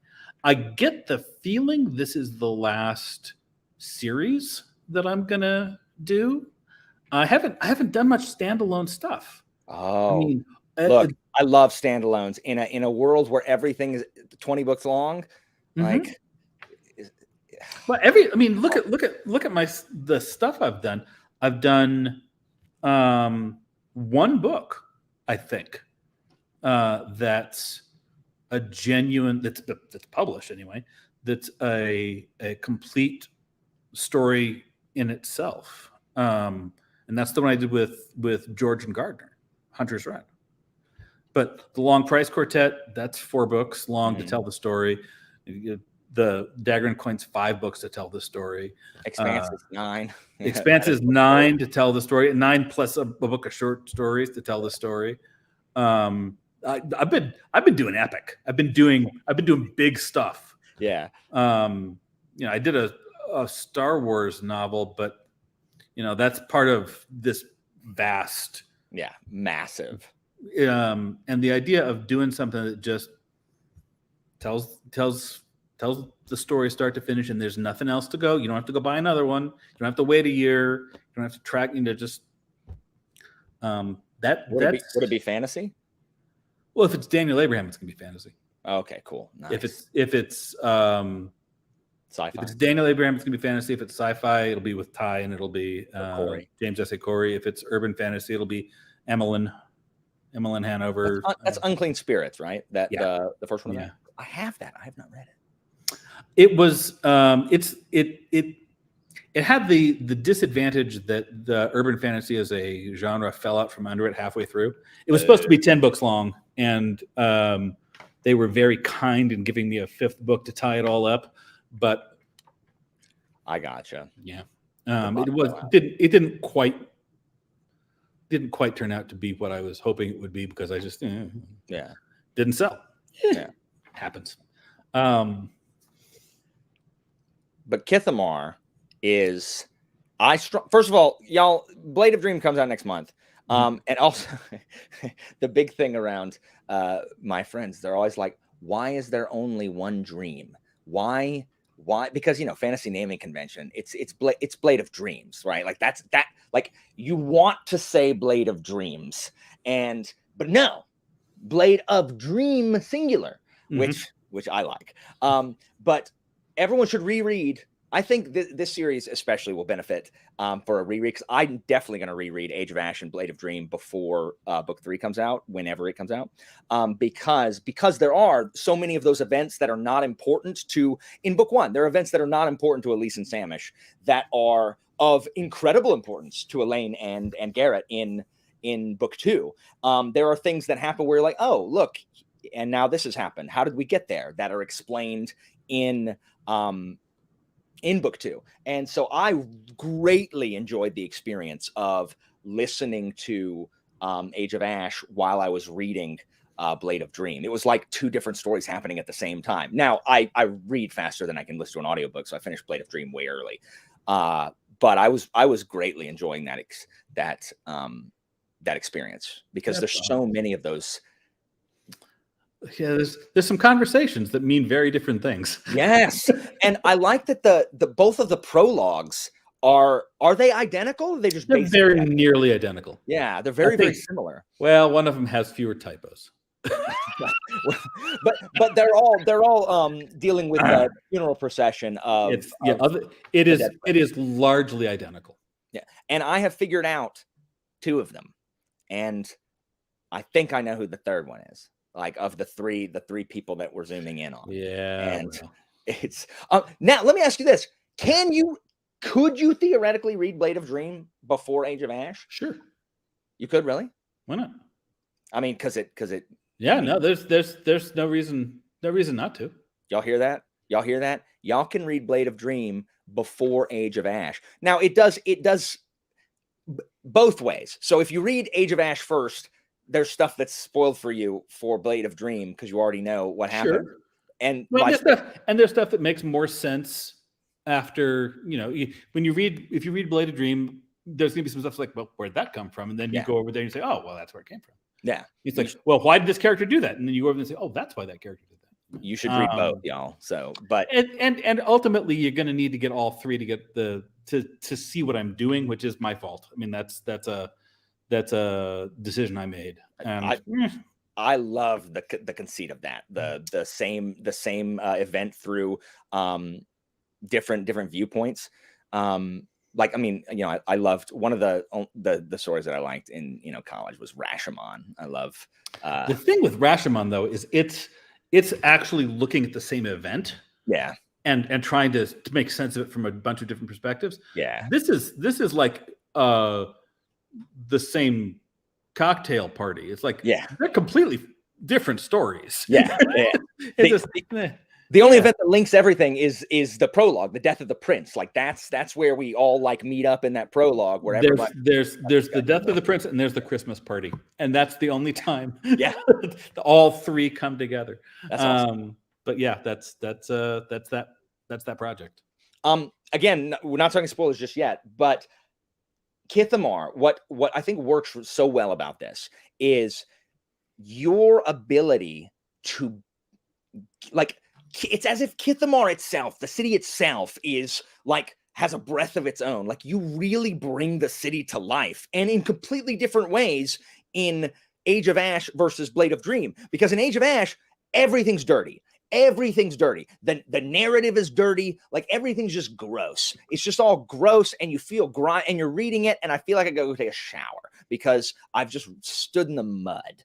Like, everything feels that way, but that's because you're in the slums. town. Yeah, we're in the slums. But then in Blade of Dream, where most of the action takes place in Green Hill or the palace or whatever, and all these, like, the posh neighborhoods, the aristocratic neighborhoods, or the merchant neighborhoods, it doesn't feel that way anymore.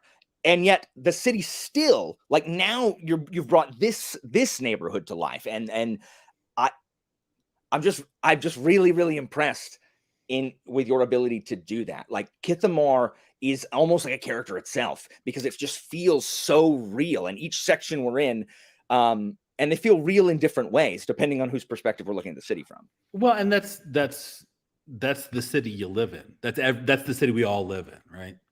I'm in Albuquerque. and I live in the near North Valley, and it's this particular kind. I've got the ditch out back with the water rights from the acequia from the Spanish land grant guys, and it's this nice little joint. And if I go 10 blocks that way, I'm in a rough part of town. And if I go that way, I'm in a kind of I'm in this place with like ranches and horses and a kind of rural thing going on, and it's and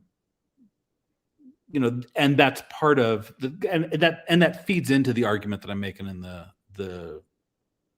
books. That's that sense of all of these things existing at the same time, and in the same place, and kind of in the same identities. So yeah, that's part of what I'm trying to. It's part of the argument I'm making. Yeah, my city's the same way. I'm in Panama City, so like we have town, which is very like it's the deep south. Like we're Lower Alabama. I'm in North Florida, so we're Lower Alabama, deep south. You cross the bridge. Well, now you got Panama City Beach. That's tourists, spring breakers, and it's nothing. It's nothing like right. the town portion of the town. So yeah, I don't know why I never even thought of that when I'm thinking about Kithamar. It never even occurred to me like, hey, Alan, it's the same as your freaking city. That's what I'm trying to do. I'm trying to make it.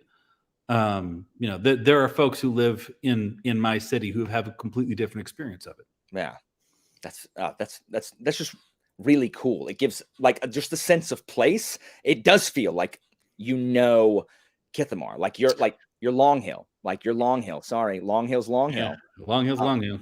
Yeah, I mean the way that the people live in the slums, like the urban poor, have their own like incredible sense of loyalty. There's like, oh, she's hanging out in Green Hill now, like, or whatever.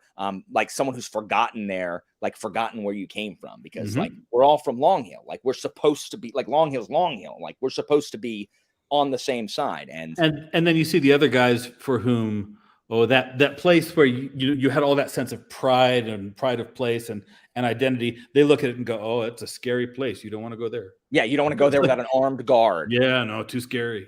Yeah, so cool. Like it's like a death trap for the other people to go into Long Hill. So I want to talk spoilers about some Kithamar. All right. So y'all go, if you haven't read it, go read it. It's great. And the new book's coming out July 18th. So I make sure everybody's gone. Cool. So I always want to be careful when I talk about, because it really does make it feel like Kithamar is like a character of its own. Because Kithamar is a character of its own. Yeah, no, it's and then there it is. Yeah. Oh my gosh, the moment in Age of Ash where Andamika takes Kithamar in and tries and realizes everything she knows has been a lie, and it was a terrible decision, and it just shreds her soul. Yep.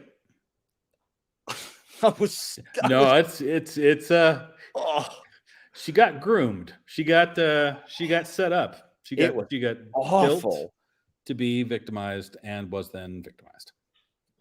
It was terrible. Oh man. Oh, I did not. And that was, just like what? And I still don't know all the ins and outs of what. I mean, we learn more in Blade of Dream. Yep. But you get more of the cosmology.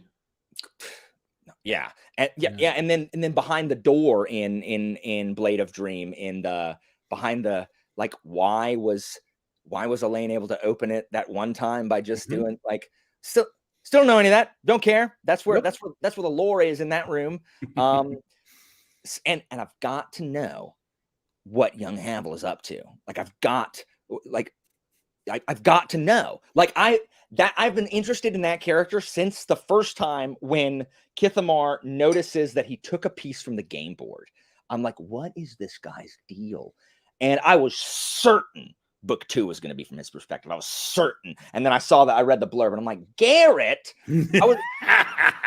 I told my friends, I'm like, who's Garrett? And they're like, oh, it's the merchant boy. I'm like, the one that's there when they're trying to, like, kill the woman. Him? What does he have to do with the story? And then I read it, and it's so good. Like, that's what he has to do with the story. Yeah. Oh, it's fantastic. I love how Garrett's dad, Daniel. Oh my gosh. I felt so gross when his uncle is like, your dad is one of the cruelest men I have ever met. And he's portrayed as this calm guy, really, like, calm, like, rational, like, thinking things out, like, okay, I'm going to do this and this. And he tells Garrett about the affair because he screwed up, because Garrett made him mad. So his punishment is live in anguish. There you go. What an awful. Let me destroy your childhood. That's what I'm saying. And this is actually one of the reasons that I love KJ Parker as well. Like you said, the pettiness of evil, the mundane evil that's that is in all human beings. Like, you don't have to be some powerful, like, I don't have to be Kithamar having the ability to pass my consciousness, forever. I can just be a huge douche and ruin someone's life because I feel petty. It is so, it gets me going much more than, your standard, like, fantasy antagonist, because that's just the general thing. There's nothing wrong with, like, evil generals. I love them too. The thing is, you're not going to run into a vast collective consciousness God going through your day. Yeah. The guy who's emotionally torturing his kids, you're gonna run into him next week. At some point next week, you're gonna run into. You're not even gonna know. You're gonna think he's a nice enough guy. He's horrible. That chapter is so bad. Oh my gosh. Because you think the uncle's the one that's out of whack because he just hates his dad for no reason. And no, he's the cruelest man I've ever met. Like, man. And so when he quits and goes and joins the guard, and even then, I said this before we went live, Captain Sennett, his speech to Garrett at the end, where Garrett's like, like, I just really don't think, like, I didn't really join the guard, so, like, I just don't think I'm cut out to do it. So I'm sorry, like, but I'm gonna have to quit. And he's like, it is adorable that you think you have a position to quit. You literally lied to me, put everyone I know in danger, and what? You are gone. And if I ever see you again, I will kill you and throw your body in the river. Get out of my face. And then he just, like, hums a little tune as he walks away. one of my favorite things ever, because it's so unexpected, because we've all seen the, hey, I'm really sorry, like, you know, I lied to you, but in the end it worked out, right? So I'm sorry. And he's like, you know what? That's fine. Like, we've all seen that. And then you're like, no, Nah. you literally endangered my people. You never wanted to be here. You were never guard. You joined it because of your friends and because you ran away from your little pampered lifestyle. Bye. Amazing. Captain Senate worked out really well. He's you know, he was a character I knew needed to be there, but I didn't know who he was going to be till I got there. And I enjoy his company a lot. His obsession with bringing down Madame Thorne and then not getting, you know, doesn't always work out. Yeah, poor guy. That's all he wants. His whole book. He's gonna get her, and then poor Captain Senate. No, it's rough for him. Yeah, and I love Elaine. She's wonderful. Like I was like, am I gonna like this love story? Like romance isn't my favorite thing. Like you like it in Long Press Quartet, and I love it here. I root for Garrett and Elaine the whole time. And I love that in this one we get to see Burn Assault, who we did not at all in the first book. We just heard about him, and then he died. And then we also see who's Prince, it's her like great uncle or whatever, right? That it's Burn Assault's uncle that is Prince at the beginning. Yeah. Osai. We see, like, now seeing him, because we don't, like, theoretically, if this was the book you read first, you don't know that it's Kithamar. You do after having read Age of Ash, but here we see Osai, and they don't know. And they don't know, but you're like, oh gosh, this is. And so when they're talking about the power changes you, like becoming Prince, well, it does. It literally changes you. Oh yeah, because the city takes over your body. Also good. It's all so good. And that's what I love about the structure of these novels. The way that we can play in the same place. Is it hard to keep all that? Like, is it hard to keep track of all that? A little bit, you know. I do wind up rereading this stuff a lot, and I've got a lot of the copy editors from Orbit, God bless them, made really long notes and timetables, and that's really cool. It was very kind of them. It made things a lot easier for me. That's awesome, because then you can just cross-reference. But I also knew when I was going in which were going to be the moments that showed up every time. So I was like, okay, this one's going to be important. Put a circle up. This one, and then over there, that's going to be where they. So I know where they touch. Yeah. And I know where they come apart. Yeah.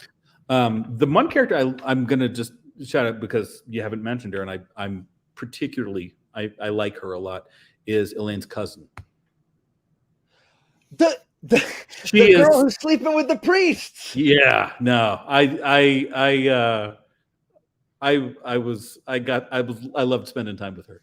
She was one of my faves. She's fantastic. She is every rich kid whose dad doesn't know what to do with her, and so sends her off to boarding school or to join a convent, or the priest. And then she goes there originally like miserable, but then realizes she's kind of more free there because the monks are just like, all right, like, like what hot rich girl that we can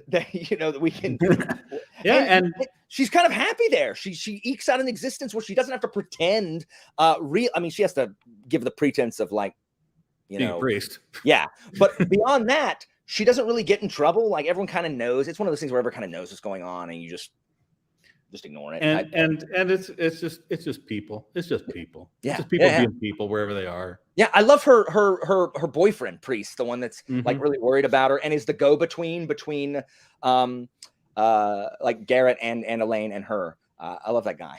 Yeah, no, he's a nice guy. Yeah. And they're in love. I mean, everywhere you go in this book, people are in love. Yeah. Everywhere you go in this book, people love each other. Yeah, absolutely.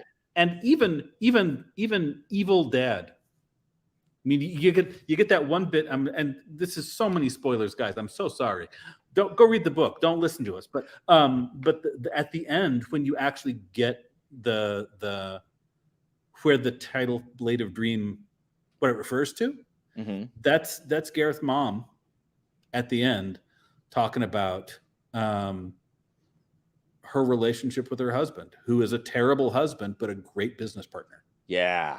And the idea that he as a shitty lover and a shitty husband and a mean person is a great business partner and has given her the room to build a life that she loves. Yeah. And the thing that, I mean, and you talk about the Blade of Dreams, the reason it's not a plural is it's what the blade is made from. Yeah. Right? It's the dream that cuts. It's the dream that if you can let go of the dream, then it doesn't cut. Yeah. Oh, so but you got to let go of the dream. You got to let go of the thing that they tell you you're supposed to get in order to get what you can actually have. Yeah. And Garrett doesn't even consider how, like, he just assumes that his mom is like just as mad about this as he is. Like, he doesn't bother to ask her. She has to be like, dude, like, well, she's also out of town for a lot of the book.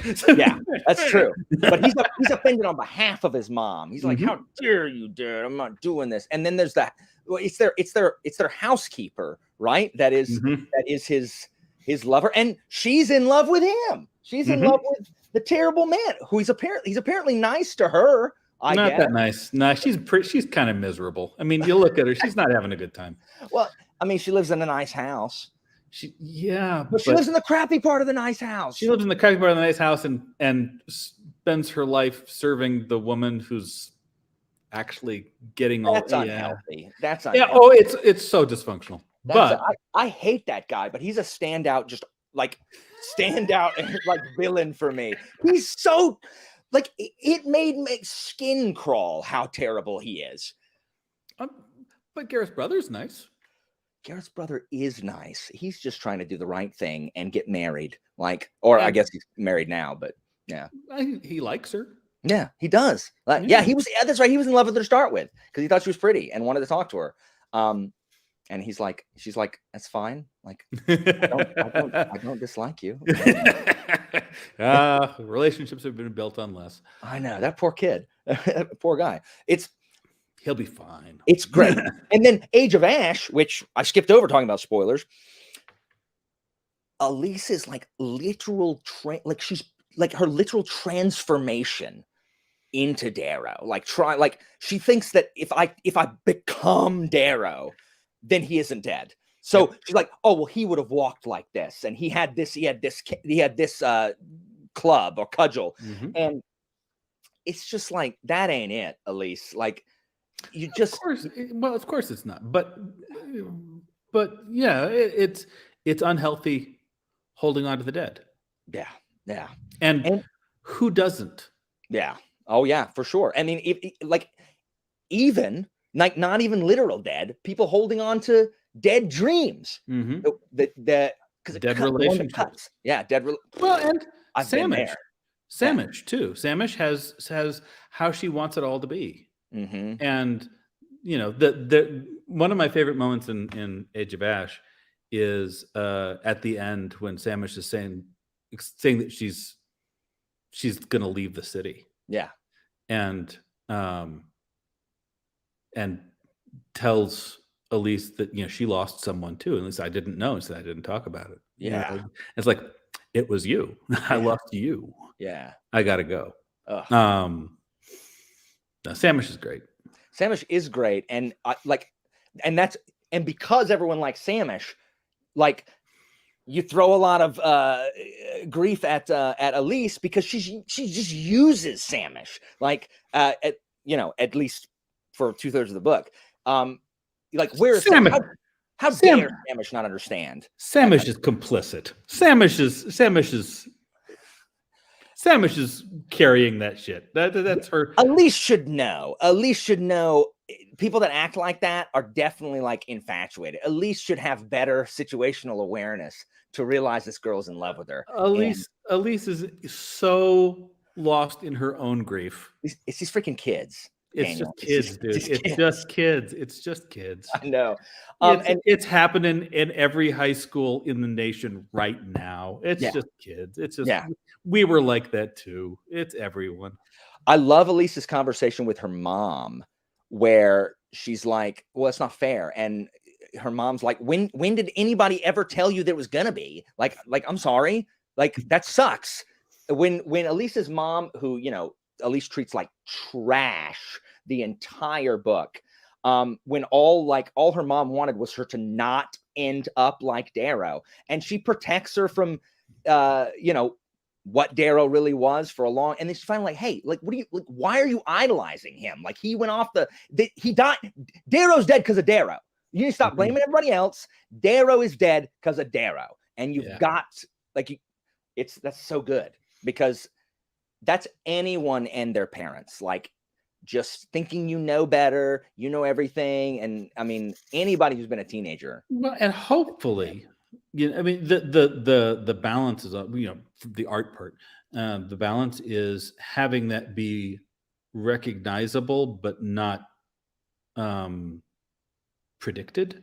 Yeah. You don't want to have it be something where it's something that is so obviously the conversation that's going to happen that you kind of knew it was coming. You want to surprise folks. Yeah. But you also want to get there and have it be, oh yeah, well, yeah. That was true. You only see her mom through Elise's eyes the whole time. And so she's like, oh, she's just a drunk that moves from one boyfriend to another and whatever, and doesn't care that Darrow's dead. And it's like, again, not everybody grieves the same way, Elise. So I don't know. It's just excellent. It's excellent. Yeah. Do we know? Oh wait, I asked you already. The third book has no release date yet, correct? The third book does not have a release date. It may not have a title. I mean, I have the title I'm working on, but they changed my titles a lot. Oh, do they? Yeah. Very few of my titles actually wound up being on the books. Oh, really? Yeah. Did Long Press Quartet? Did you name those books? I named the last three. What was the first one called? The first one had a terrible title. It should never have been used. Okay. So Shadow and Summer was way better. Okay. But did you name all of the Dagger and Coin ones? I don't remember. Oh, I may have gotten away with those. Age of Ash was written as a Champion of Ashes. That was the title I had for it, but it was too long. They didn't like it. We negotiated. I gotcha. And then because of that, there's now we have the cadence for the rest of them. So okay. So will book 3 be something of something also? Yes. Okay. Right now, as I'm writing, I don't promise it's going to be it when it gets out. Right now, it's Judge of Worlds. Judge of Worlds. That's so cool. So Orbit, please use that title. We'll see how it goes. That's so cool. Anyway, so Daniel, thank you so much for taking 2.5 hours out of your time, out of your day, to talk to me about, like, this is a dream of mine. This is me getting to talk about myself. I love this shit. This has been I was so nervous, and thank you for helping me not be nervous, because this has been an absolute pleasure, and being able to talk about your fantasy series is just, like, again, you're 100% one of my favorite authors, and I auto buy anytime I see, ooh, Abraham's got a book, boom, NetGalley, pop up on NetGalley, please. Awesome. Thank you for paying my light bill. Yeah. I tell everyone I know to freaking read Daniel Abraham books. Everyone, they hear it all the time from me. And seriously, dude, I appreciate that no end. The folks who actually talk about the stuff are the folks who let me keep doing it. Yeah. And I really like my job. So thanks. It is my pleasure, and I will definitely read The Expanse. And when you do, if you want to get together and talk about that, just give me a call. That would be fantastic, because they talk about sci-fi. Yeah, and I'm curious to see what how you react to the stuff that I did with Ty versus the stuff that I did solo. Yes, it'll be interesting. Very cool. Well, thank you so much. Thank you so much for joining me, ladies and gentlemen. If you couldn't watch a section because of spoilers, go read the series. Come back and watch that section. This thing will be up. It'll be up forever. Where are you on social media? Can they follow you somewhere? I used to be on Twitter, but Twitter is a wasteland. Twitter is a wasteland. I'm on Blue Sky right now, but apparently not very many people are. I don't know. I've never even heard of it. Yeah, it's the one that Jack is putting together to replace Twitter. But it's probably going to turn into Twitter in 20 minutes anyway. So who knows? Gotcha. I have a website. It's www.danielabraham.com. It's just kind of the an announcement site and a parking spot. Well, I strongly recommend, if you're reading Dagger and the Coin, to go to your website and look at the difference in the races. That really helped me, knowing the races and why the dragons had created them, and basically it helped to know what they looked like. And taxonomy, and kind of what their role was. So yeah, I recommend doing that if you haven't read Dagger and Coin, if you want to read that, because Yaram, you can just he's a dog man, and it's awesome. So anyway, thank you guys so much. If you just comment and tell him how much you like his books, and then go message him and email him and tell him you love his stuff, and tell everyone. If you're also an Abrahamite like me, go tell everybody. Get people to read more Abraham stuff. Whatever the adjective is, I got nothing. Yeah, there you go. Well, thank you so much, Daniel, and I'm going to end the broadcast now.